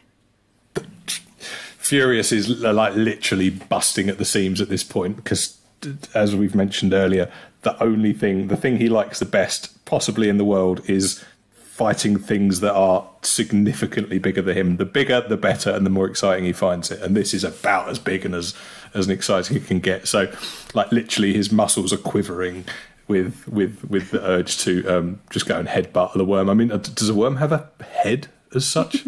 I don't know. It has a gaping hole with lines and lines of teeth. Everybody roll initiative. Does Furious get a little bit more oily at the side of the worm? This is now a sort of an oil stroke sweat combination that he's now covered in. Sweating in excitement, and it's mixing with the oil, and it only adds to the lubrication of his person, for sure. Dr. Crud got a 17. I rolled a 10. Boltzmann is a 14. The order is Crud, then Boltzmann, then Furious. Okay. As you rush outside onto the lawn and you see the orphans dashing for cover, you are alone. The other guards have not yet run out. You're obviously faster than them. And you heard behind you one of them say, "To the safe room," with Sunset, which is probably smart. Don't come out here with us. But you doubt how safe any room could be against this thing as it rears up, blocking out the sun, and shrieks. All creatures within a 60-foot cone, which you are officially, writing this down, you are 60 feet from the giant worm, that can hear the giant worm must succeed on a wisdom saving throw. Please make a wisdom saving throw. It's a good thing I'm wise. 28. 6. That's a natural 19. Furious is the only one who fails. You were so excited to see this worm, so excited that you become frightened. A frightened creature has disadvantage on ability checks and attack rolls, which means you roll a d20 twice and take the lower number, while the source of your fear is within the line of your sight.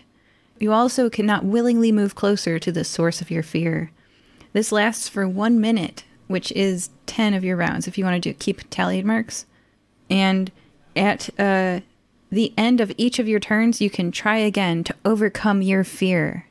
You end the effect if you roll a 19 or higher for your wisdom saving throw.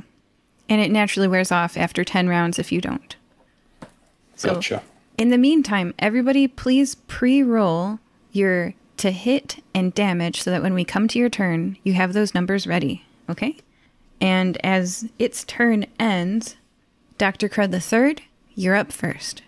Right. You're 60 feet away, and it just shrieked a giant worm skreek. You've never heard anything like this in your life. Yes. What does a worm say? Shriek.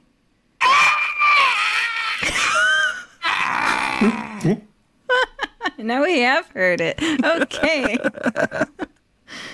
That is what Beans hears in his nightmares. Oh, man. Is that why people draw him as he sleeps by the fire? Because he's like running away in his fear and they think it's funny? Yeah. They just see a kitty cat dreaming. Aw. He does that thing where his feet kick. Yeah. And his ears twitch. So I'm going to do something I've never done before. I'm going to see how this works. I am going to use biological weakness. So I have gained the ability to recognize biological weakness in my target. I can impart this information to my allies in the midst of battle. So as an action, I can target a creature within 30 feet of you. So I am closing within 30 feet.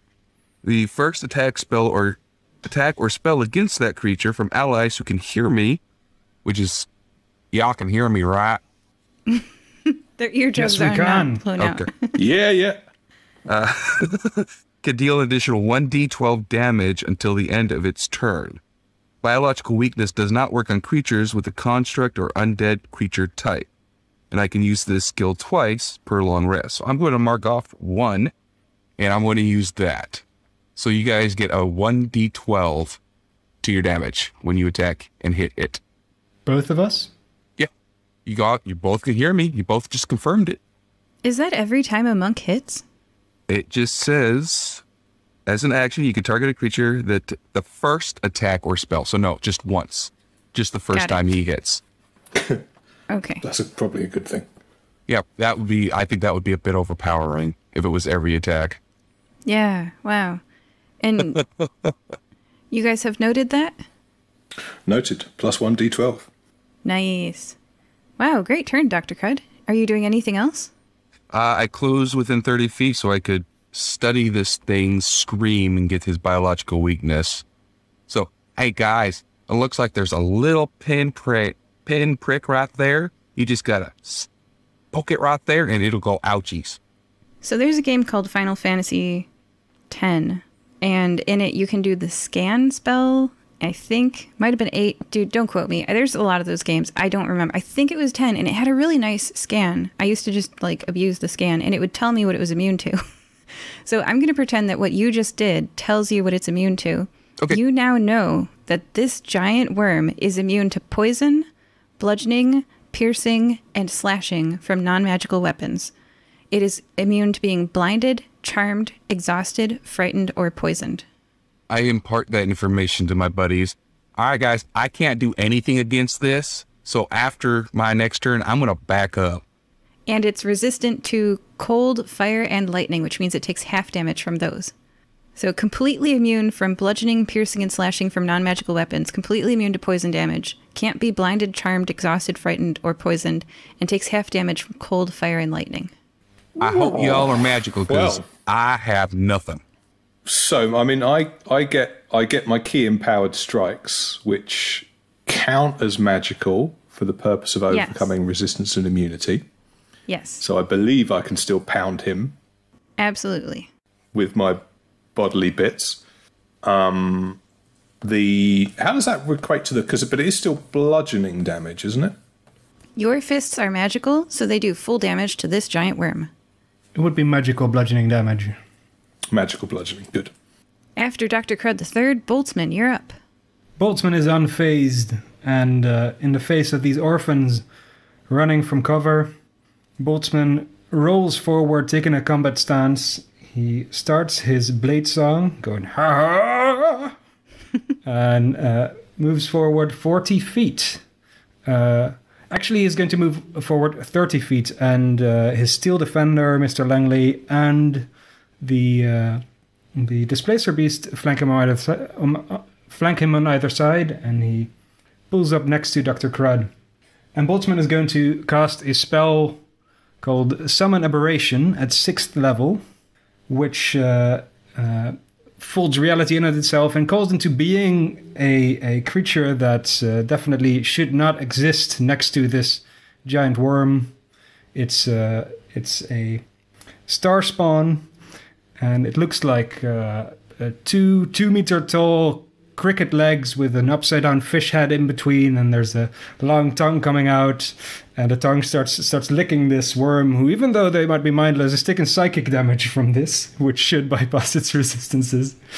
This unspeakable horror is standing there, and Boltzmann says, "Now don't stand next to that thing, because it whispers secrets from your childhood that you'd forgotten already, but they're very traumatic." And the aberration is going to attack 3 times. I don't know whether I get the bonus from Dr. Crud on this, but it's a 31, a 21, and a 22 for attack rolls. All of those hit. And yes, you do get the 1d12 on one of your hits. Because I'm technically not making an attack, the aberration is. You can consume it to use it for the aberration if you would like. That's okay. Okay. That's 15 damage, 10 damage, and 14 damage, plus 9 for Dr. Crud, is a total of 48, and it may make a wisdom save for the Whispering Aura. DC 21. Ooh, got a 20 on that wisdom save. Ooh. Boltzmann's saves have gotten incredibly high since he loaded up on magical gear, so a 20 does not pass. So that's another 8 damage. It's not very spectacular, but it does up the total to 56. And what does that look like?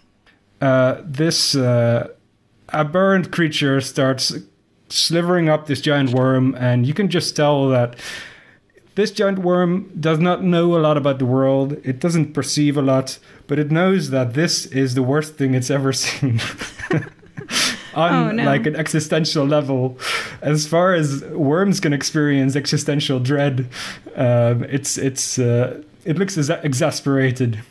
It realizes that it too one day will die. Indeed. Oh gosh, you've enlightened the worm. This is all psychic damage, by the way. Oh gosh, the worm's not liking that. You know, it's very strong and it's very physically large, and it's lived a long time. But it rears its head and screams again. No mechanical consequence occurs from that, but just it's having shower thoughts and it's not in the shower. It doesn't know what to do. Okay. Yeah, it takes that damage and it looks horrified at its new realization. Okay. Wow. Is that the end of your turn? Oh, Miss Motoko might also go on your turn. And Mr. Langley? The worm is 50 feet away, so they can't reach him, and they will stay next to me. Got it. All right. Well, then next up, after Boltzmann, it's Furious. Right. You are 60 feet away from a giant worm. 60 feet? Yes. Oh, I'm going to have to dash, aren't I? Okay. So, first question.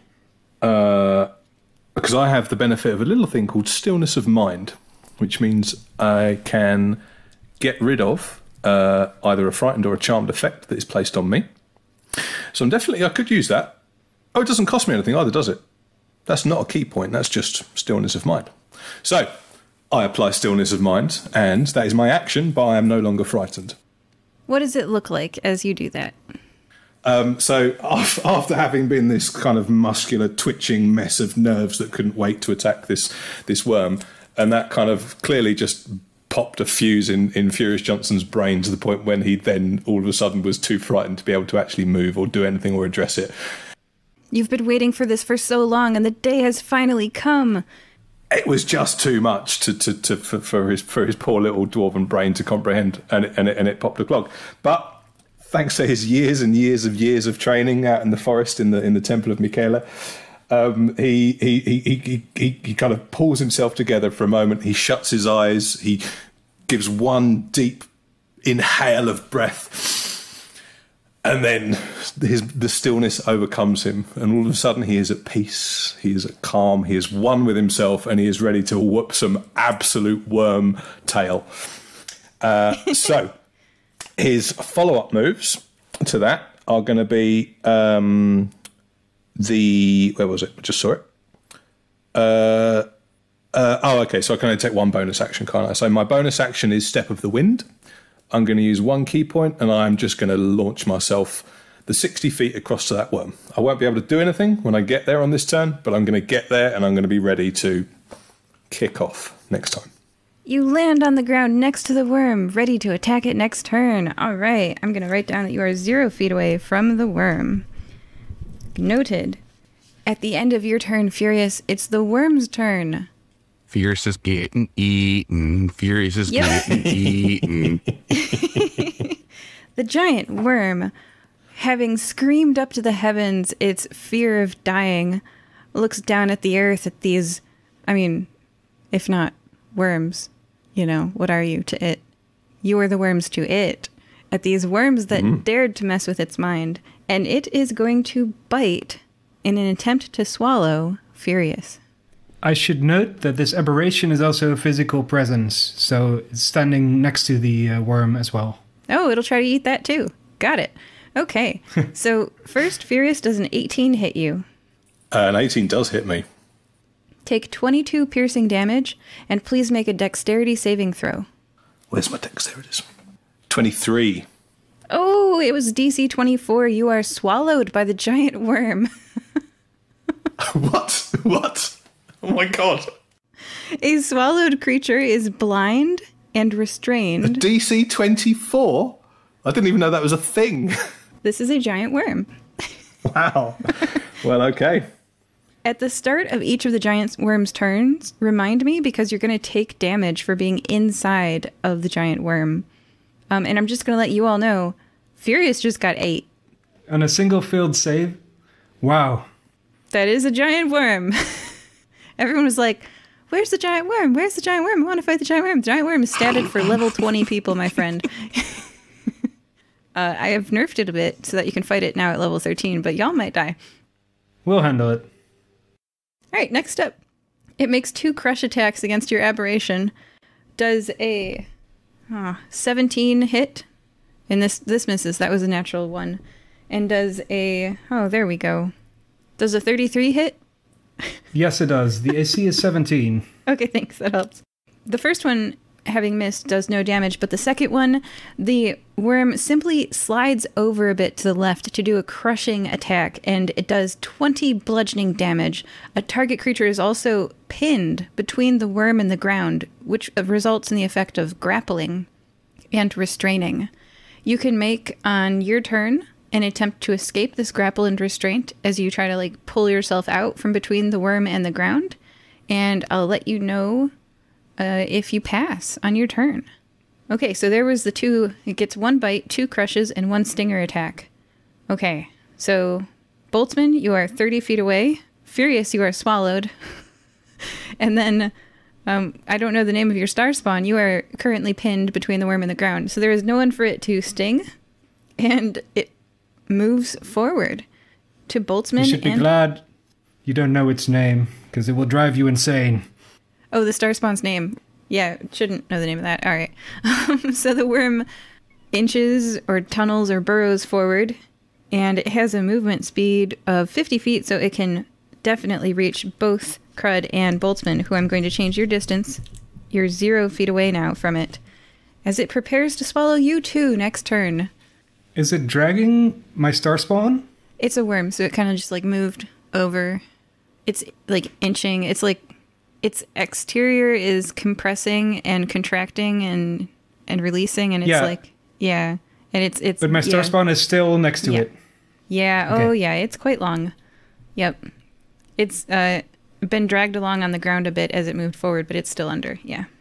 Dr. Crud III, you are 0 feet away from a giant worm. Furious has been swallowed, and the star spawn is pinned under it, being crushed. What do you do? Well, he at first was going to back the hell up, but now that that's going to hurt if he does, was blinded one of the conditions he was immune to? Yes. Dread. It's a worm, so it actually doesn't use its eyeballs very much at all. It has tremor sense as well. That's why it's able to evade blindness. In the ground, ain't no light. Mm-hmm. Senses tremors. like a bat, like a dolphin, like a worm. Well, you see, here's the thing. Dr. Crud has no magic. Dr. Crud can't do anything to hurt this thing.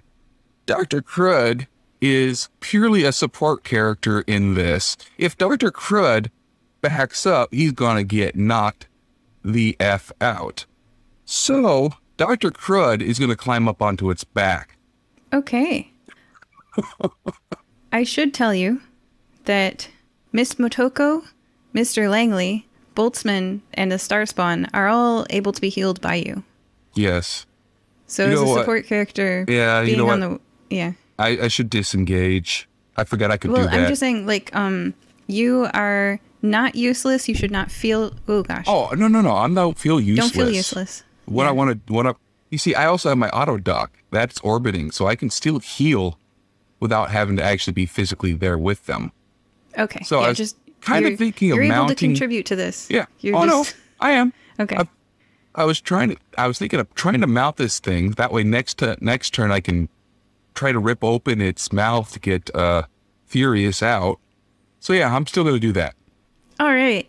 Dr. Crud III uses his movement to climb on top of the giant worm. Let's get a athletics check to see if you can pull yourself up onto its rough hide. Can I do like flips and stuff to make it acrobatics? No, climbing is athletics, I think, in D&D. No, I was Parkour describing is not to a the, thing, apparently. I was describing to the audience of what is going on with Dr. Crud. I'm not saying he was useless. Ah, okay. Yeah. No, don't never feel useless. You're level 13. You're so strong. That's going to be a dirty 20. Yeah. You pull yourself up on this giant worm because you are a strong elephant man who has been to the gym recently. Yes, we've been doing it. So if that could be my movement, can I try to rip open these things' jaws to get Furious out? Mechanically, it is immune to non-magical bludgeoning, piercing, and slashing damage. No. And not doing damage. Would be like grappling. You can't grapple anything larger than you, and mechanically that's also a negativo. I will say there is a way that you can get... So I'll just tell you this because I'm not a mean DM. I do have a rule sheet in front of me. If the giant worm takes 50 damage or more in a single turn from a creature it has swallowed, it must succeed on a Constitution saving throw or regurgitate all swallowed creatures. So maybe you can communicate to Furious, grab its uvula. What's that called? Yeah, that's right, uvula. Yeah. The little thing at the back of your throat.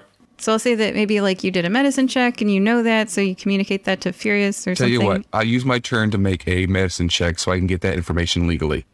There you go. So my medicine check is 16 plus 11, so that's going to be 27. Yeah, you know about uvulas and giant worms. And let's say that you're so close because you're on the hide of it, you climbed on top of it, that you shout that through the flesh of the giant worm, and Furious, you hear it. I'm about to, if you'll allow me. Oh gosh, here it goes. Hey, Furious, can you hear me? All right, that dangly thing in the back of the throat, I want you to just use that as a punching bag. You speed bag the heck out of that. Okay. And remember your 1d12. I got it. Nice. That is an excellent turn. And don't worry, there'll be plenty of damaged people next turn for you to... Yeah. Oh, actually, the Starspawn had taken 20 bludgeoning damage. You could have healed the unspeakable monstrosity from beyond reality and time. My auto dock is a bonus action, so if I could heal it, I have 10 quick patches. So yeah, my auto dock will go over there and hit it. Do you want it healed? Yes! Okay. So he gets 24 HPs back. The fish head now has some plasters on it. Yeah, we'll mark off a quick patch. And it is Boltzmann's turn. Boltzmann, just to remind you, Mr. Langley, Miss Motoko, Starspawn, and you all go right now. Yes. And most of them roll terribly. Starting off with Boltzmann is trying to attack this thing with his harpoon point blank twice, which is a javelin, so it functions as both a melee weapon and a ranged weapon. But he rolled a natural 1 on the first one and a 21 on the second attack. The 21 hits. To let everybody know, the giant worm's armor class is 21 from natural giant worm armor. Yikes. All my players looked real unhappy when I said that. Oh, it doesn't affect me whatsoever. I can't hit it anyway. That's true. So it don't matter to me. And the star spawn has disadvantage, right? Oh, that's right. You are currently being crushed. You are crushed and restrained. Let's see. Until giant worm moves. Yeah, wait. Okay, you're not... Yep. You are no longer crushed or restrained. I was making that up earlier and I was wrong. Yeah. So you're no longer crushed or grappled or restrained. Correction. So it should have gotten an opportunity attack. Make that opportunity attack now. Yeah, I was wrong. Hey, man, this is a 3-page monster stat sheet. Wow. Okay. Boltzmann is getting complicated as well. He did 13 damage with his harpoon, not with the booming blade cantrip, but just a regular attack. So it's 13 damage. So the aberration rolled a 26, a 20, and a 19, so only the 26 hits. Mm-hmm. But the opportunity attack was a 31, so I'm going to take the second damage roll there. So that's 13 for the first damage and 11 for the second one. So that's 37 so far. Mr. Langley also rolled a natural 1. Oh my goodness. Okay, wait, so it was 13 for Boltzmann's harpoon, which is sticking out of it like a tiny pin in a pincushion. 11 for the star spawn doing what? For the opportunity attack. Yeah, what does that look like? Oh, the star spawn is continuing to hold on to this thing like it knows it intimately, and the fish tongue is licking its ear, and it's whispering unknowns, meaning it can make a wisdom saving throw, by the way. Got it. Oh man. Okay, so I have 13 and 11 for the damage for your turn so far. Is there more? Yes, there's another 13. Okay. For the one, the aberration's got 3 attacks, one of them hits. This is complicated math, but I have a spreadsheet. Yeah. I've got a calculator. It's all good. Yeah. Oh man. All right. So we have 13, the javelin sticking out of the worm, 11 and 13 ear licking, and then any other damage?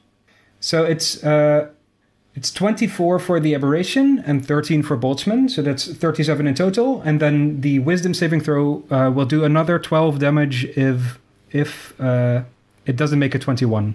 18. It fails to make a 21. So it did how many additional damage? 12 additional damage, so that's a total of 49 damage for this turn. Oh yeah, because Mrs. Motoko rolled an 18 and a 14. Oh, the displacer beast pops out of existence and pops back in. You're like, you're not sure where this cat is. It's displacing itself across space and slashes at the worm and misses. Okay. Dang, that is a good turn. So just so that you guys know, Boltzmann's really bringing it to this battle. Yeah, but he's still 1 point shy of getting furious, puked up. It was a good from the inside. Oh, it had to be from the inside? I guess I forgot that. According to these stats, it does. I'm looking at 3 pages of rules. Yeah. But yes, Boltzmann is a powerhouse for sure. He is a magical item. And your turn is over. So Furious, you are inside a giant worm. It is damp. You can't breathe. And everything is pressing on you from like all directions. It's kind of like, have you ever felt a weighted blanket? No. But I can imagine. Oh, okay. Well, imagine a really wet weighted blanket. Yeah. Yeah. Okay. That sounds unpleasant. That's the only way I can describe it. Okay, so I can move a bit. You can move enough to pull your fist back. Good. And kick around. It's like the worst swimming pool ever. Yeah, it's like a swimming pool full of custard kind of thing, I imagine. And bones. Okay, so just one question. Things. In terms of sort of spongy custard. In terms of my key point expenditure, is there a limit to how many? Because I only get one bonus action, but it's not quite clear to me on the rules if it's one key. If I spend a key point and that equates to a bonus action, or if I only get to spend one key point per turn. Each thing that you're spending a key point on will tell you if it costs an action, a bonus action, or nothing to activate. And if you do expend that bonus action, then that's the only bonus action you have for that round. Yeah, so they each say you can spend one key point, and as an example, to take the dodge action as a bonus action on your turn. So that's only one bonus action, so I can only choose one of these actions per go. I can't spend 3 key points and do 3 different things, can I? Not on the same turn, because you only have one bonus action to expend. That is a great shame. So we are going to go for the classic monk flurry of blows on this thing's ovula, Yep. whatever it's called. And I am doing a 22 to hit. And its armor class is 21, so everything 21 and over hits. That hits. Cool. Good. So we have one hit. That's nice. That one was an 8 to hit, so we'll forget about that one. This one is a nat 20. Nice. You do twice as many dice rolls and add your modifier at the end. Yep. Is a 13 there. And then so it's an 18, nat 20, a 4, and a 30, a 17, but that doesn't hit either. And my first attack has the 9 on it, so I'm doing 21 on my first attack that hits, and 13 on my second attack that hits. So a total of 34. All right, not quite 50 damage. So you aren't spit out. Not enough to get by regurgitated. Not enough to get regurgitated. That means that you are going to take damage on its next turn, which it is, because you are inside of it. Did you get your extra D12? Yes, I did. Okay. That was included. I rolled a 9 on that, which I was pretty pleased with, but that's in the 34. What type of damage am I taking off this thing? Please take 16 necrotic damage. Necrotic? That sounds nasty. Okay. And in the future, you are actually restrained and blinded. Okay. And if you want to look up restrained and blinded, that'll affect your to hit. And yeah, I think I will have a quick restrained check. is that you can't make, that doesn't really make a lot of sense that you can't make attacks. No, restrained is you make attacks at disadvantage, and blinded is as well, so that's the effect for you right now. Got it. Okay, so yeah, you are disadvantaged on your to hits for next turn. So go ahead and pre-roll those before we get to you. Okay, well, that's not looking good for Furious. After Furious, the worm's turn starts, and now it is at a distance of 0 feet for everybody, so it can hit anybody it wants because it is a very large worm. It doesn't have to move too, which means if it crushes someone, it's going to keep crushing you. Okay, so speaking of, let's first bite and swallow somebody. Dr. Crud III, you're on its back. It doesn't try to bite and swallow you. Boltzmann, That's why I'm there. That's smart. Boltzmann. I'm going to roll a dice. You have Miss Motoko, Mr. Langley, a star spawn, and yourself. So I'll roll a d4. It is a 3.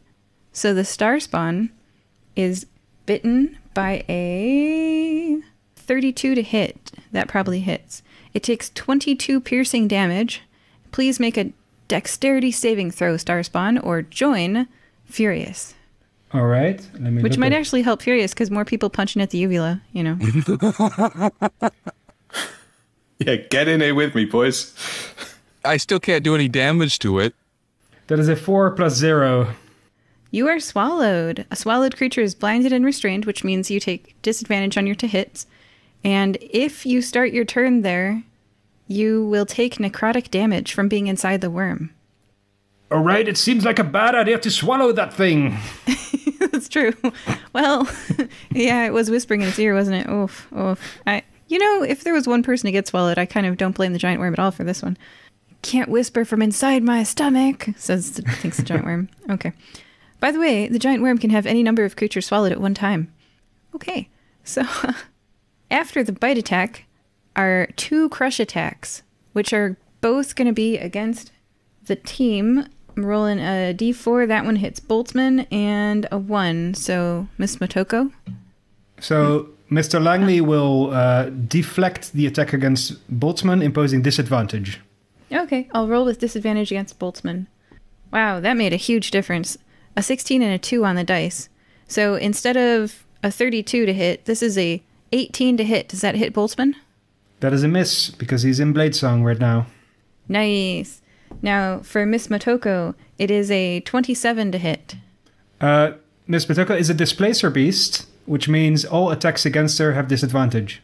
Oh, rolling again. That was a natural 20 on the second roll. So just a 27 to hit. Okay, she's got an AC of 13 as well, so Got it. that's She definitely a hit. grappled and restrained as the worm rolls onto her until the giant worm moves, I read this time. And a giant worm can grapple up to 2 creatures at once. Okay, so she takes 20 bludgeoning damage from that. Her attacks are also now made at disadvantage, and she can try to escape on her turn. Okay. Next up is a stinger attack. 3 doesn't exist anymore, so rolling again, that's Miss Motoko, who's also, wow, we're getting rid of your friends pretty fast. 4 this time. A stinger attack on Boltzmann. Does a 22 hit you? A 22 would hit Boltzmann in Blade Song, but he uses his reaction to cast Shield, upping his AC to 27 for the turn. Nice. You avoid 23 piercing damage and 33 poison damage. Great Wow. job. Okay. That is the end of the worm's turn. It is thoroughly displeased by how rapidly its HP is depleting, and it hasn't had any cookies. All right. And also, now, instead of being Dr. Crud III's turn, you guys notice something.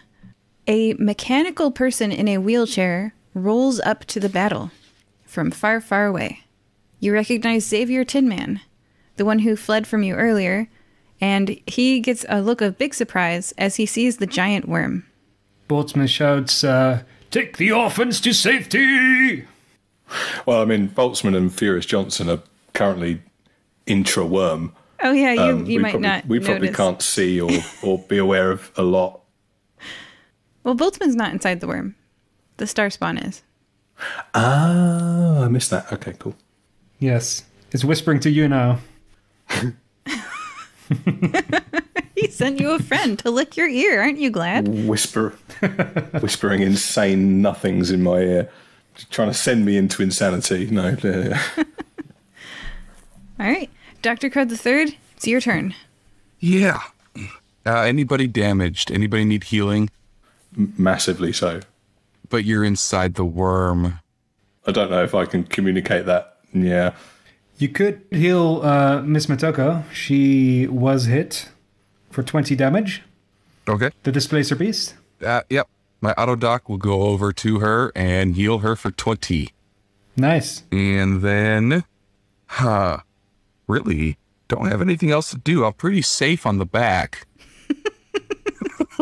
Dr. Crud becomes a worm rider for the rest of his life. You know what? I'll use my rope to tie myself in a little bit better. At level 13, you need to have bought some kind of magical weapon, or I guess you're a cleric and you just heal people. Yeah. That's how he was originally built. Yeah, they're getting very injured. They're just inside a worm, and it's difficult for you to heal them, huh? Mm-hmm. Well, they might get regurgitated. Speaking of, we're back to Boltzmann. Boltzmann, can you have your star spawn attack first? Now, when we define a turn, if the star spawn can, with disadvantage, do 50 damage this turn, which is its action only, I think there's a turn versus a round, right? A round is 6 turns or whatever. Like everybody's turn, right? Yep. A turn is a personal thing. Yeah. So everybody gets 1 turn. A round is everybody getting a turn. Okay, so then if your star spawn can do 50 damage, it'll throw up it and Furious. It gets disadvantage, right? Because it's restrained? Mm-hmm. So the first, it's a 16, an 18, and a 23. So one of them hits for 16 damage. Mm-hmm. And then the Whispering Aura is a Wisdom 21. I will read it. At the start of each of the aberration's turns, each creature within 5 feet of the aberration must succeed on a Wisdom saving throw against your spell save DC or take 2d6 psychic damage. It failed. So that affects... I guess that would affect Furious right now, wouldn't it? Uh-oh. Well, the worm failed. Oh, Okay, it's 7 damage. Okay. So that's a total of 23 damage to the worm. Noted. The worm is very upset that the Starspawn is still whispering, this time to its inner ear. You're being licked from the inside out. Ew. Starspawns are gross. All right. But so cool, right?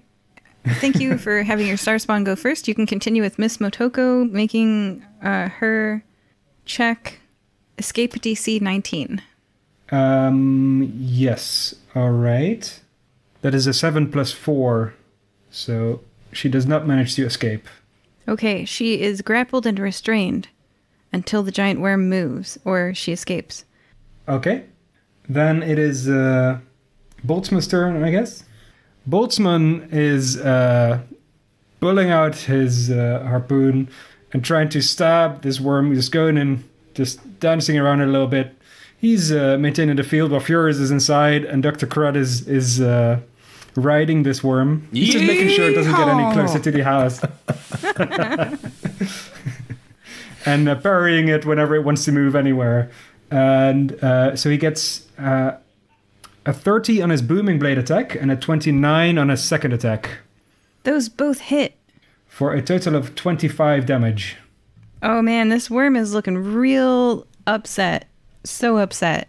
That's a lot of damage. It hates you, Boltzmann. It's like, it's shaking the ground underneath it with its fury. And then Boltzmann will use his bonus action to command Mr. Langley to attack, who rolls a 4. Mr. Langley is so solid, but even he does not hit this giant worm on a 4. No. Is that the end of your turn? That is the end of my turn, yes. Furious, we're up to you. well. Well, I mean, this isn't looking good. You're inside a worm. I am inside a worm. It's dark. You can't breathe. It is dark. You're starting to run out of oxygen, and inside you're screaming. Inside the worm.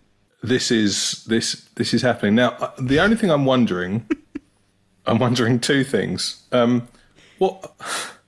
What's the rest rules when you're inside another creature?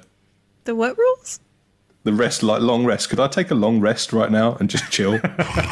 You will die before the end of the long rest occurs. I think it's 8 hours. Damn. And I think you're taking is that how long a long rest is? Yeah, you're going to take 16 necrotic damage at the start of its turn. Every 6 seconds until you die. So at the end of the long rest, you will be truly at peace. There's also an unspeakable horror whispering uncomfortable truths into your ear. It's like trying to fall asleep without a podcast, listeners, huh? As if I needed that right now. I mean, come on. Well, okay, so I've rolled a series of... okay, my other question was in terms of dodging the necrotic damage from being inside the worm. That doesn't sound to me like something that would work.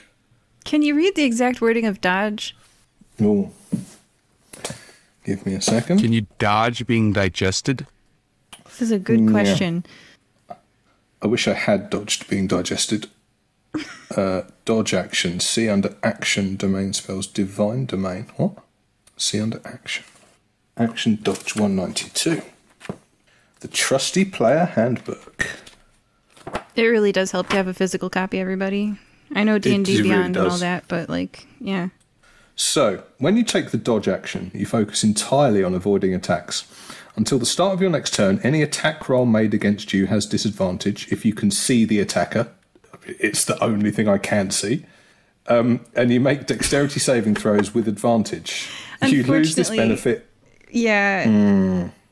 If you're incapacitated or if your speed drops to 0. I am restrained. My speed is 0. I therefore cannot dodge. And this isn't an attack roll made against you. Is it not? It's not. Oh. Yep. So your speed is 0, so you can't dodge, and it's not an attack roll made against you, so you can't dodge. Okay. But it's good to examine all of your tools and see what you can use to get yourself out of this prison. I am desperately trying to find a tool that can help. If you work together with the Starspawn, you could do enough damage to get out of there, possibly. So that is my Given that everything I do has disadvantage currently, I was trying to find an alternate route. But so I've done my unarmed strikes attacks, where I had one hit off the 2 attacks, rolled a 22, even with disadvantage, which I was pleased with. And that did 9 points of damage, plus the D12, which I didn't roll, which is another 4 points of damage. So 13 points of damage off that. Nice. Given I can't do anything else. Yeah, for being inside a worm, you're doing pretty good. It's all right. It's all right. Given I can't do anything else, I will now also do my flurry of blows. That's one more key point. And I have... Nope. No, neither of those do anything. Okay. You dealt 13 damage to the worm from inside it. Mm-hmm. It needs a Tums. It's having some digestion issues. It is. So, and the 50 points that we need to hit to get regurgitated, is that the accumulative damage across a turn from everything inside it? That says in one turn, which is one individual's actions. Ooh. Not in a round. I'm willing to make it a round because I did nerf this giant worm. I probably should have nerfed turn to round when I nerfed it. Giant worms are statted for level 20 groups, so I'm going to say 1 round since I'm nerfing it. That gives us half a chance. Like a nerf toy instead of a real weapon. Yeah. Yeah. That'll give you a chance. So that was 13 for you, and then it was 30-something for the star spawn? I don't have the damage written down anymore. Well, if it was 37, then that's enough to get out. That was including 13 from Boltzmann, I think. Ah, okay. So it's very possible that you guys could together do 50 damage in a round, especially if someone else gets swallowed. Speaking of, at the end of Furious's turn, it's the worm's turn. Let's start that with the star spawn and Boltzmann taking 16 necrotic damage for being inside the worm. Let's continue that with a bite attack against Boltzmann. It's not dumb, and you are hurting it. Disadvantage. Mr. Langley is my valiant knight. All right, with disadvantage, that's only a 27. Does that hit you? Oof. Boltzmann casts a shield, but on a 27, yes, that does hit. Take 22 piercing damage and make a dexterity saving throw or be swallowed. That is a 13 dexterity saving throw. DC 24. Boltzmann joins the party. A swallowed creature is blinded and restrained and takes 16 necrotic damage at the start of each of the giant worm's turn. Okay, the giant worm is then going to try to crush Miss Motoko to death. It does a first attack at... oh, that's quite high. I'm going to have to use a calculator for that one. Everything at disadvantage. Oh, never mind. That's lower. A 32 to hit. That hits. And a second crush attack. Is this also a disadvantage? Yes, because of the displacement. Only a 25. She's got an AC of 13. Oh, okay. I forgot. Take 40 bludgeoning damage. She's still standing. Oh my gosh, Miss Motoko. Good kitty. And be grappled. Next up is the stinger attack. Now, Mr. Langley is available for this, so I'm going to roll... At least one of your crush attacks has to be against a creature that you're crushing. So I'm going to keep rolling this d4 until I come up with either Mr. Langley or Miss Motoko. That is Mr. Langley. So that means that Mr. Langley, that is a natural 1, does not get hit with a stinger. Wow. Mr. Langley is just so solid. Ninja monkey. That is the end of the worm's turn. Hey everybody, how you doing? So far, just to recap, we have a star spawn, a greased up dwarf, and a... I always picture you as like being the Toy Story, like mechanical spider thing. Brain in a jar. Rolling on wheels. Never mind. He's rolling on wheels, and he is a brain in a jar, and he is now a brain in a jar in a worm. So you get a brain, you put it in a jar, and then you put it in a worm, and that's. I see. This shall be my new body. Dr. Crud III, we're back to you. Your party has entirely been consumed by the giant worm. The orphans got away though. And speaking of, the Tin Man on the wheelchair does roll away from the battle now in a different direction as the orphans. So it's not like to save the orphans. It's just he's running away and he's not saving you. I love you too. And it's your turn. Well, we're in a bit of a pickle, ain't we? All right. The auto dock is going to Miss Maguto, and that's going to be 24 damages healed. And then for the action, he's going to do his second biological weakness. That's going to be a D12 for everybody. Speed bag the dangly thing, guys. Just speed bag the heck out of it, and you'll be fine.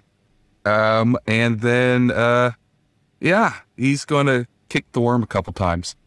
You kick it ineffectually with your non-magical feet. Mm-hmm. That's it.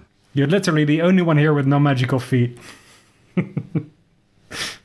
That's it. All right. After Dr. Crud III, in which he saved Miss Motoko's life, Boltzmann, it's your turn. So if I'm keeping track correctly, everybody in my team is now either restrained, right? Everybody's rolling with disadvantage. Mr. Langley's not. Mr. Langley, of course, always Mr. Langley. He is What would Boltzmann be without Mr. Langley? All right. Dead.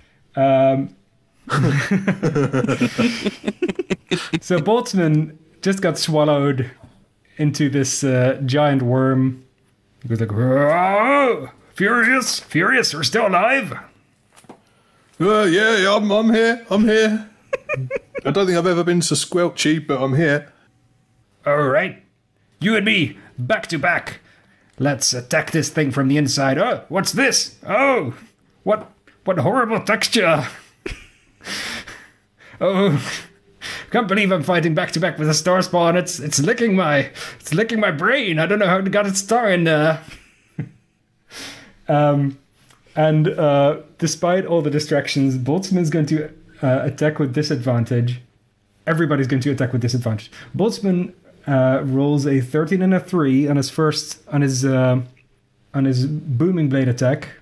So unfortunately that's a 15 and misses. But the second attack hits on a 22. So that's 15 damage for Boltzmann from inside this worm's stomach. All right, I'm keeping track of the worm's health. Dr. Crud III, you keep track of how much damage is done before the worm's turn again. So okay. 15 plus, yeah. 15 plus the aberration will attack 3 times, and with disadvantage, hit 2 out of 3 times. Good job, Starspawn. On a 25 and a 31. That 31 would have been a natural 20 had not had disadvantage. It's another 29 damage. And then the Whispering Aura is Wisdom save DC 21. It fails. Is another 10 damage. So that also goes to Furious and to Boltzmann. So I will make a Wisdom saving throw now. They get thrown up. Boltzmann rolls a 5. Needs to make a concentration check since he takes 10 damage as well. Oh, they get thrown up? Yeah, that's 54 damage right there. Amazing. The worm regurgitates Furious and Boltzmann and the Starspawn, and it's most happy about the Starspawn leaving. You land prone within 10 feet of the giant worm. Covered in stomach acid. Yes, and blood. Worm blood.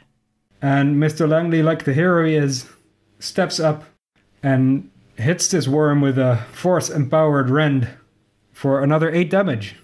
Oh man, the worm looks like very, very injured.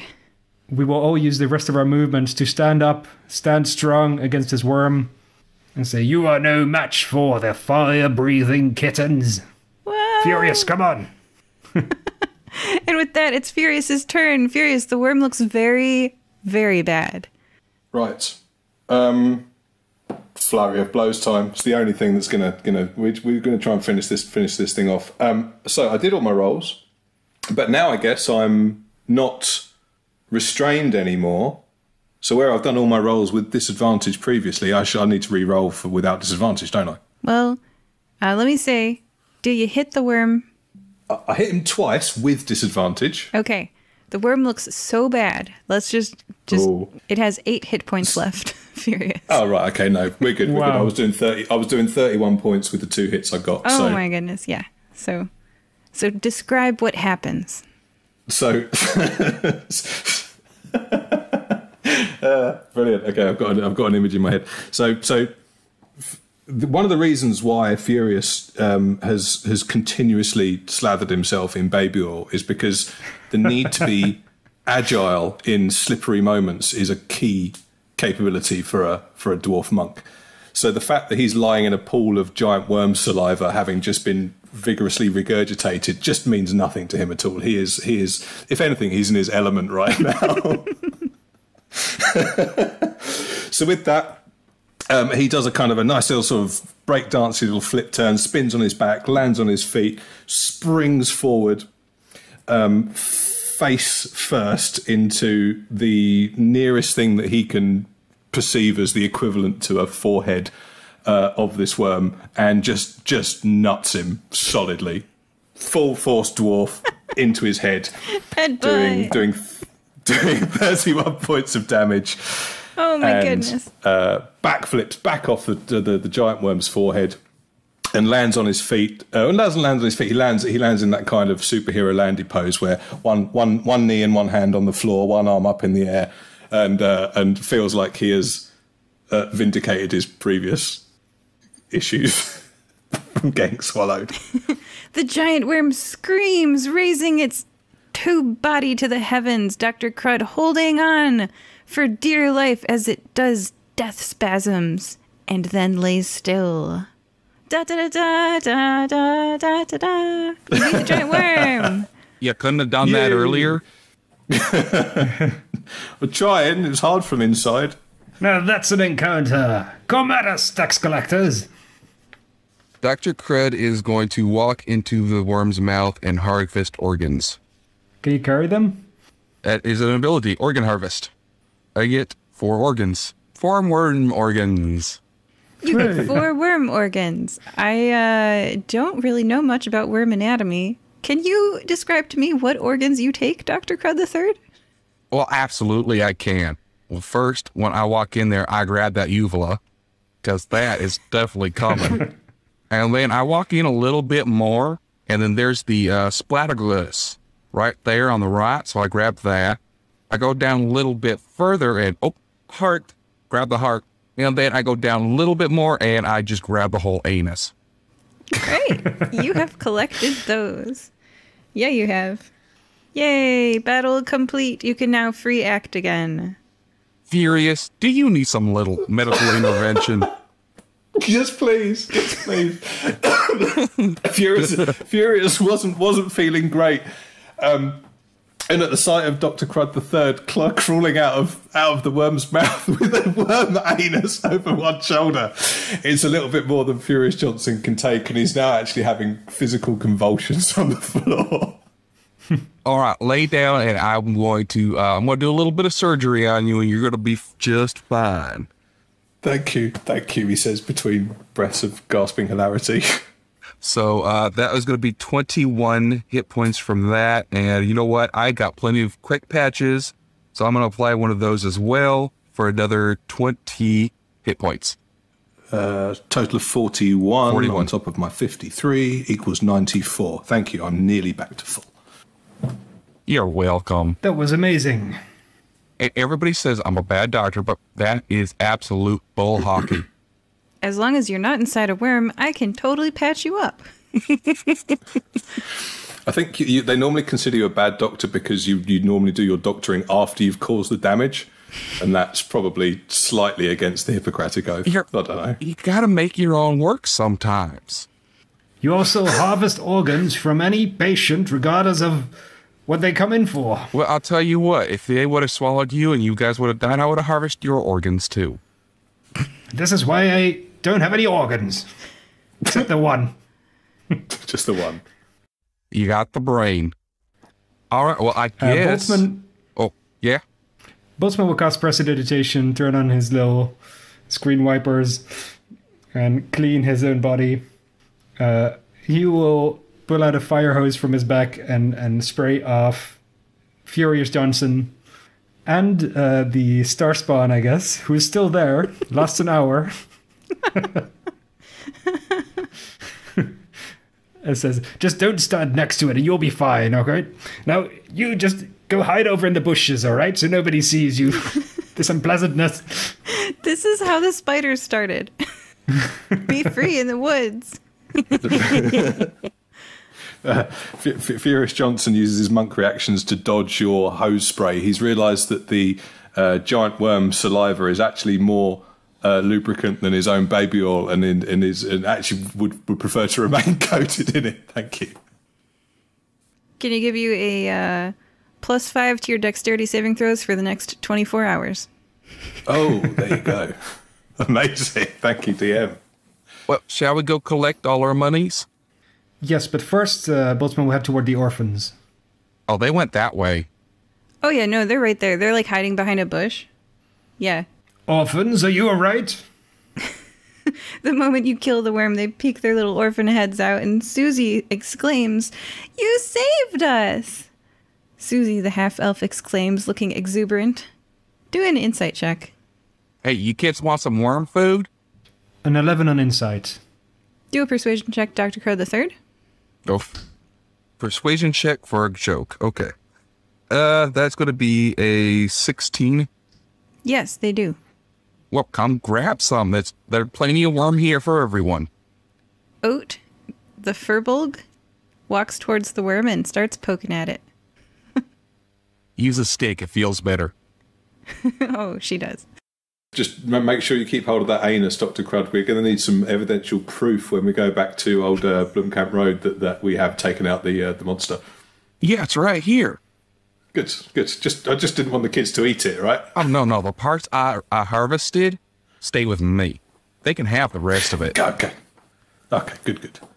I wonder if I could integrate its digestive tract into my own body and be the one eating people. Well, we could try, but again, without a circulatory system, it's only going to last like a day or two tops. Oh, Dr. Crud, you're always thinking about the future. What's that all about? Problems are solved now. Or there's plenty of worm to go grab. Go for it.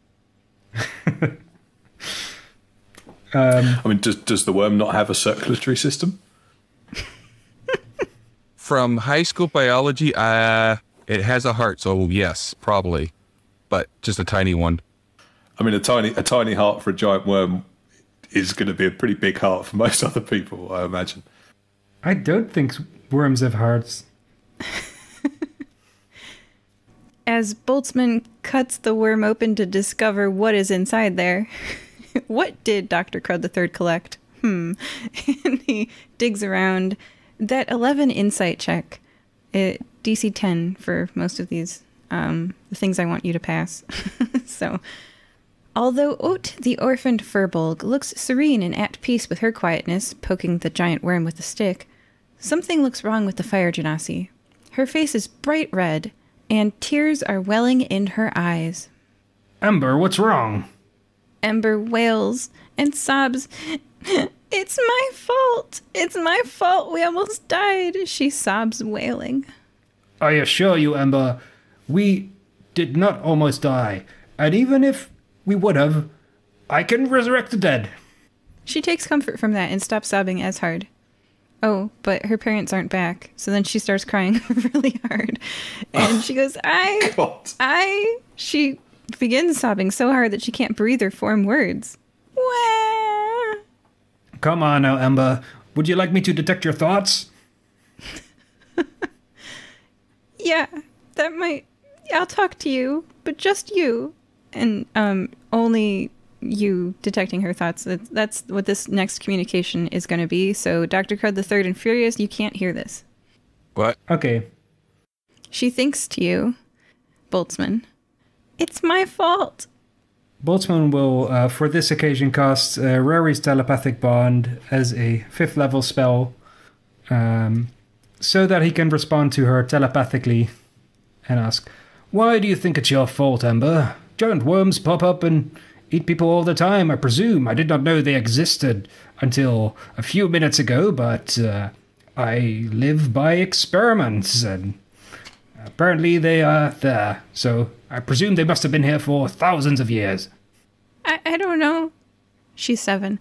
But earlier today, I was playing with the dish and I cracked it. And then I tried to push the crack back together and it shattered completely. It's my fault the worm got out. Earlier today? Yeah, I dropped it. And there was a crack. And then, after you guys arrived, I snuck into the hallway and I tried to push the crack together. That didn't work. Don't do that. Listen, Ember. Anybody who seals a giant worm into a ceramic plate and then puts it on display in a hallway is very stupid. There's bound to be an orphan, sooner or later, who will come by and break it. This is not your fault. You're 7 years old. You do not bear the brunt of the responsibility here. Although, you can be more careful in the future. Nobody died, so don't worry about it. Again, just learn to resurrect the dead. You don't have to worry about anything. I'm writing down, Ember wants to be a necromancer. All right. When she grows up, she wants to be, is it an astronaut, a firefighter, an engineer, a necromancer? All right. Well, she sniffles. She has a dream for her future. I'm literally adding that to the character's personality traits. And she feels a lot better. Thank you, Boltzmann. You're welcome. And I pull Ember in for a hug. She hugs you, and then what everyone else sees is that she was crying and now she's not. She looks a lot better. And she's hugging this, rolling brain. Giant brain. Dr. Crud sees a hug going and then just grabs them both in a big elephant hug, lifting them both off of their feet. Or wheels. Or wheels. Furious is feeling left out, and with his super lubricated body manages to squeeze himself in the middle of the entire pack. So he's not actually doing any hugging. He is now the huggy. Yeah, and once he squeezes in, he gets to that one perfect point and then pops right out the top. Pops out the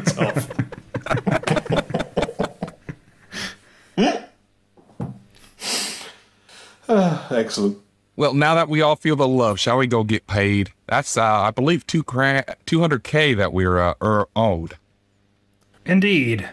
Well, we do need to be sure that it was only the one giant worm that was causing both of the problems, but let's assume so, and let's hope. We've definitely got 100K to share between ourselves. We need to pop back to 250, 2538 Blomkamp Road and check it out.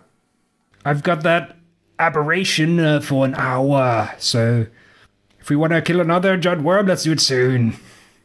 Very good. We'll best go speak to Miss Somerset first, though, to get our first payment. Yes. I'm gonna skip ahead. We don't have enough time to do the spider thing. So although you guys might have done that in story, for you guys mechanically, for your gold gaining and for all the storytelling and stuff, we don't have enough time in this game for us to tell the story of you guys versus Boltzmann spiders. But Boltzmann, if you'd like to know, I'll share this information with you because you don't get to battle it. Your face spiders have run amok. All right. I'm just going to keep going. We don't have enough time to do that. But yeah, those are spiders, and they like to eat gnomes and goblins and halflings. And the cool thing about space spiders is that they pop in and out of the ethereal plane. So they're walking towards you, and then they're gone, and then they're right next to you. Eating your face. How could this happen? I set them free in the jungle of all places. It's like they can jaunt ethereally or something. I told you this would happen. I used those exact words. Ecosystem destruction. Remember? Well, and I would say to that, Dr. Crud, that any destruction is an act of creation in its own way. Or it unbalances everything and everybody is screwed. The ecosystem is not destroyed, Dr. Crud. It's simply a new ecosystem with phase spiders at the top. So, back to, that was a theatric cutscene, but back to you guys just killed the giant worm and the orphan stopped crying. Let's go collect a reward, shall we? Aye. Yeah, let's go. We knock at the door to see if Miss Somerset is still alive and hasn't fled. The door opens at your knock. It wasn't actually completely closed. It was swinging on its hinges because you ran out to the yard, and it swings open. The huge mansion is completely silent. You walk in and enter the tea room. No one is here. There are doors on the left and on the right.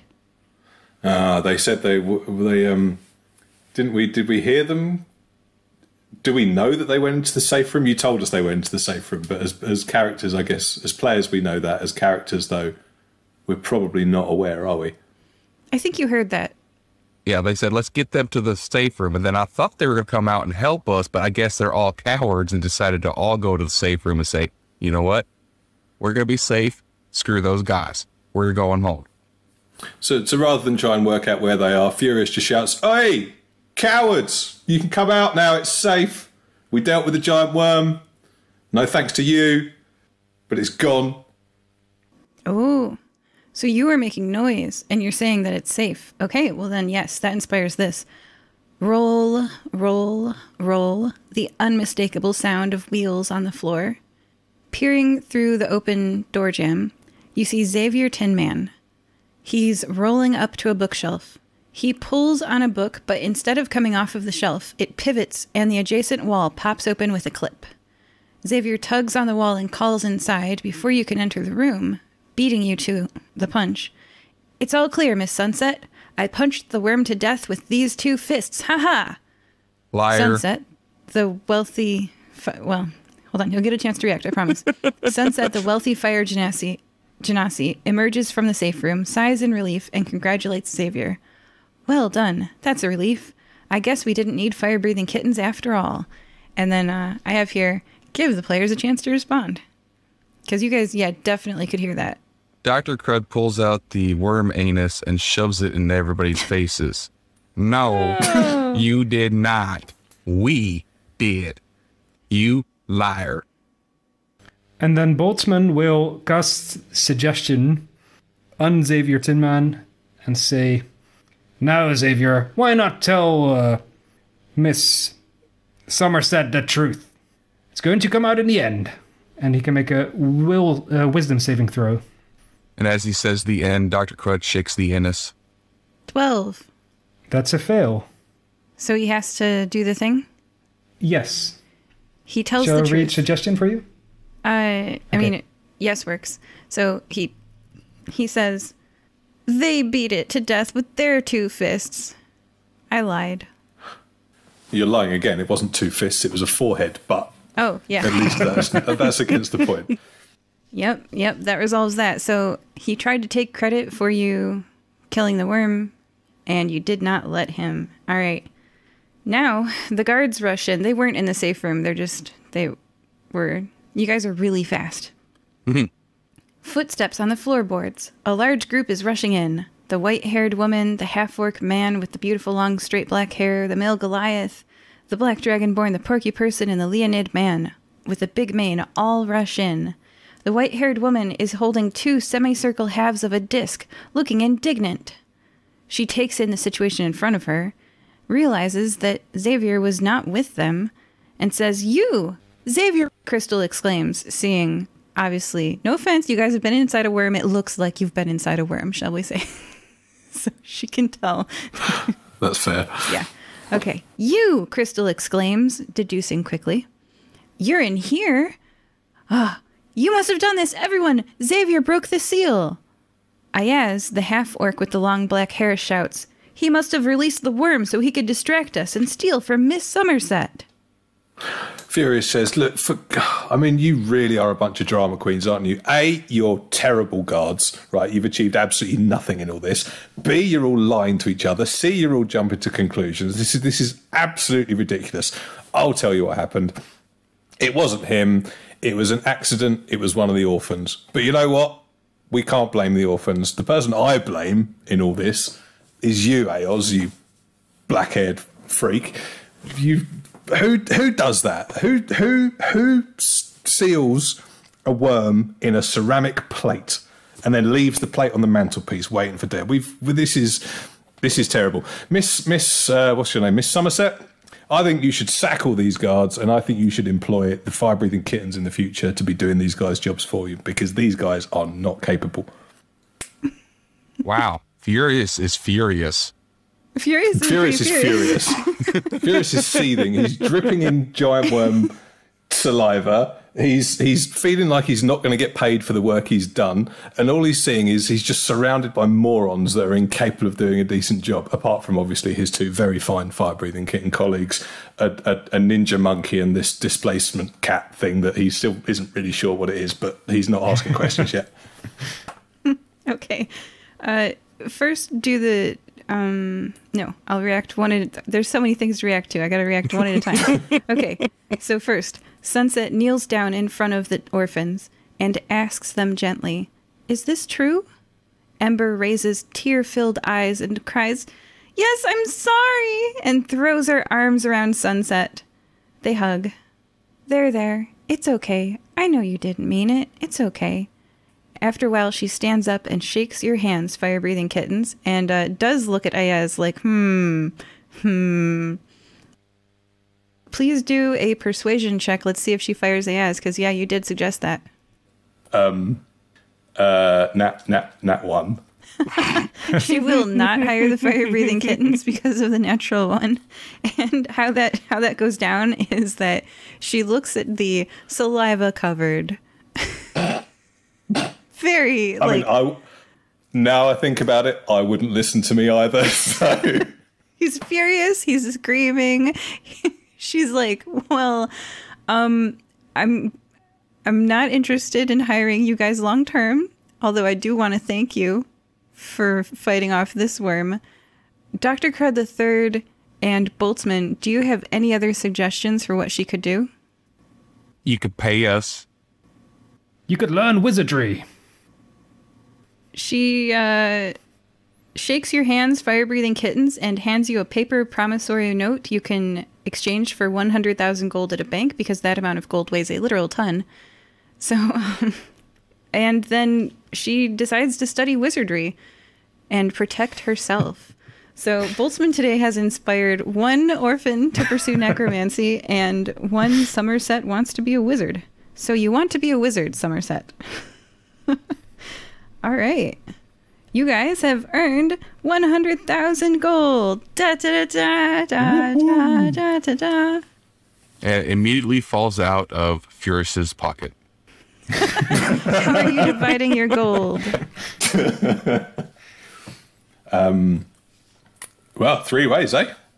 Yeah. I think that's fair. 2 ways. That way we don't have to worry about Furious losing his section.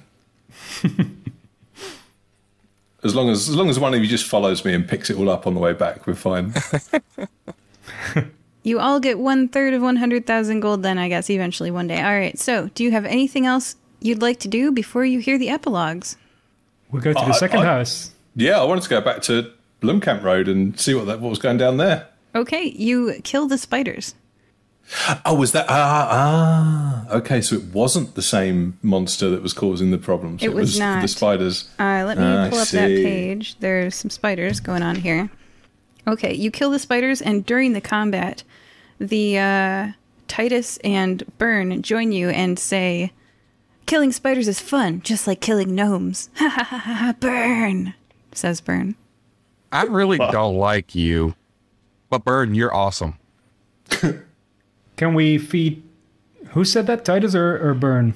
Titus said killing gnomes is awesome, and then I should have switched character voices. I should have just, I don't know, I got lost. They're both of the opinion that killing spiders is great, and killing gnomes also great. Burn it down. They love it. Yeah. So you do kill the phase spiders. We're going to skip the combat, and you just hear them say that during the combat, and now we're at the end of the combat, and you're back in the house, and you have Arndt and Ingracia Quennel, the gnome couple, that speak in unison, apparently. And they go, "Thank you so much for killing the phase spiders, fire-breathing kittens." The Boltzmann spiders. They're not phase spiders, they're Boltzmann spiders. "We're incredibly grateful. Here is your pay. 100,000 gold pieces weighs a literal ton, so the gnome hands you something much more reasonable, a promissory note for the bank that is 1/2 of a bank transfer, and a heavy leather bag that clinks mysteriously." So you're getting the 100,000 gold, and you also get this heavy leather bag that clinks mysteriously. They hold it out to the party. Dr. Crud will open it. What's in the bag? Boltzmann watches as Dr. Crud III loosens the leather bag's opening. All that glitters is, well, it actually is gold. The shiny yellow metal sparkles in the light. But what's that? Do a perception check. That is going to be 25. 16 for Boltzmann. Oh, am I doing? Okay. Yeah, you look inside the gold bag. Bag o' gold. Bag o' gold. Yeah, it was 12 for me. Furious? It's just a bag of gold. The other two notice.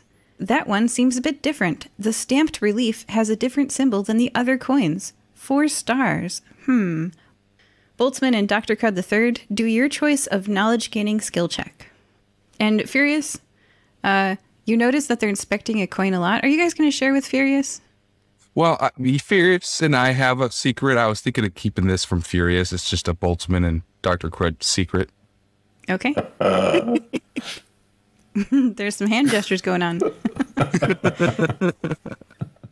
Boltzmann does a 21 Arcana check. That is going to be a 22 nature. Got it. For Arcana, the type of information gained is that when you study magic, every magic student has heard this legend. If you can collect all 9 wishing coins, you summon the world dragon who can grant you any one wish you desire. Anything you want, anything at all. This coin is far, far more valuable than the amount you were due. And for nature, you know.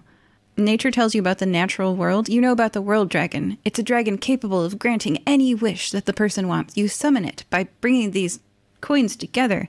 And then if you've collected every one of the coins, the dragon gets summoned and the coins get scattered to the ends of the earth. It's natural. Naturally. And then Interesting. Furious, by the way, if they'd told you, then your cellmate Scroat McFlanagan would have told you about this coin score he made this one time. And you two will never find that out because you cut me out of the equation. Yep. So you will never get the dragon's wish. So I will tell Furious after the fact. So just to let you know, Scroat has one of these. It's Ooh, the reason why he okay. went to jail. Hey, we finally got one. Oh, nice. Nice callback. He buried it and they didn't get it and they sent him to jail and they still haven't found it. Amazing. Now, one last thing before we leave. I would recommend firing the guards that you have, because we just overheard them speaking about how fun it is to kill gnomes. They did. Oh, and before we progress on to this coin is worth over 1 million gold. Just to let you know. Keep going. Okay. They did. And they both look askance at Titus and Byrne, who are going to try to deception check right now. No, we didn't. And they rolled a 17 on the dice. The gnomes, are you helping them, you would say, to do an insight check? Ooh, the gnomes meet it to beat it. They see that Titus and Byrne were lying because you pointed it out to them. Without your assistance, they would not have been able to see through the duplicitousness of Titus and Byrne. What caused you to say such things? They ask them. Titus and Byrne shrug and skedaddle. Well, no, Wept is racist. They run out of the home and are never to be seen again.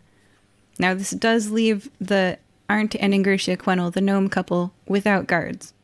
Now, I would suggest that you take up classes in some type of fighting college, because Miss Somerset just is going to learn wizardry. You can form an adventuring party of your own. Oh, so this kind older couple of gnomes, they're like 3 feet tall. They look at you and they're like, "We're not the fighting type. I don't know what we're going to do, but it's not that." No, I'm sure that Furious Johnson here knows a monastery that will take the two of you in. I do actually, yeah. If you wanted to, hide away in a nice little forest somewhere, then that's an option. But I warn you, it's not quite as luxurious as this place you're living in. They definitely don't have a 20-foot by 50-foot swimming pool in the garden. This is not a young couple. They have an almost adult child. They're not going to train as fighters. Do you guys have, as a party, any possible solution for, I guess, Somerset and the Quennels? The Quennels. Do you have anything you want to suggest? And by the way, this is the last moment of the game. You have been paid 200,000 gold. You have defeated the monsters. You've saved the orphans. Anything else you want to do here? Dr. Crud is going to nail the worm anus onto the front door to keep everyone out. Hang up scarecrows and keep the monsters out that way. All right. That's the suggestion. So the issue is that they need to guard against intruders, right? I personally think a giant worm anus nailed to the front door would keep out absolutely everybody. Yep. Yeah. I can't think of a better deterrent. Boltzmann has got a practical solution for both of these. He's going to try and cast a spell called Guards and Wards with his Misium apparatus. This is not a spell he knows or has prepared, but it creates a ward that protects an entire house up to 2,500 square feet. And on command, it can fill all the corridors with fog. It can lock all the doors magically. It can fill all stairs with webs. Place dancing lights in 4 corridors, magic mouth in 2 locations, a stinking cloud in 2 locations, and a constant gust of wind in 1 corridor room. And to top it off, a suggestion in 1 location, which will fire off on any creature that enters that area. So they get a whole automated defense system. Nice. For their homes. Take 5,000 gold from each family as a reward for setting up a security system for them. You get an additional 10,000 gold, Boltzmann. Great job. Thank you. All right, you guys ready for epilogues? What? And we get nothing for the giant worm anus nailed to the door? You also get 10 gold each for the giant worm anus. I'm taking my anus and going. Okay. All right, epilogue time. If the heroes convinced the Quennels to fire, burn Titus, Grack, and Spork, which you did. It's a good thing you convinced the Quennels to fire, burn Titus, Grack, and Spork. Those 4 were bad news. Because the Quennels fired their guards and hired different ones, / got a security system. That's what happened. They got a Boltzmann security system for the Boltzmann spiders. Hey, don't ask any questions. Make your own business. The plan to murder the gnomes and steal all their money was foiled. You saved the Quennels' lives. Yay! Good job. And then Orin passively benefits because his school friend Bruno's parents didn't die. Good job. Yay. If they don't let Xavier get arrested, your defense of Xavier made him see you fire-breathing kittens in a new light. Sure, Aaron was a little overzealous defeating him in the episode Thirsty Beach, but enthusiasm for one's job can be seen as a good personality trait. He shrugs and lets bygones be bygones. Life's a long road. You aren't friends by any means, but he can see why people hire you. Defending him made him, neutral towards you instead of... You could have let him go to jail for that. Raking the plate. It's good you didn't. Cool. 1 step in the right direction. And then lastly... If you don't convince the nobles to create Monstercade for All, which was my name for designing this episode, Monstercade for All, which doesn't apply, this one's kind of a bummer. Sadly, you did not convince the nobles of Elysian Fields to band together to collectively pay for protection. Because there is no guaranteed payer who will buy guards, whether or not there is an imminent monster attack, the risk of offering guard services to Elysian Fields to train and maintain guards increases. They can afford it. They need to charge more to compensate for time laid off, and the price also increases. That sounds like a good thing. Elysian Field residents continue to rush to hire guards when they need one, meaning sometimes there aren't enough guards available or skilled enough to defend them. The lack of a community-wide patrol means there is no patrol around to scare off monsters before they attack. Without preventative monstercade, there's no safety net to stop small problems from growing into big ones. Overall, the level of protection remains patchy. Personal monster protection insurance strategies have gaps, and the patchwork coverage results in unnecessary deaths. There are more houses smashed and more lives lost in the 5 years that follow than there would have been if you had talked the Elysian Field residents into implementing Monstercade for all.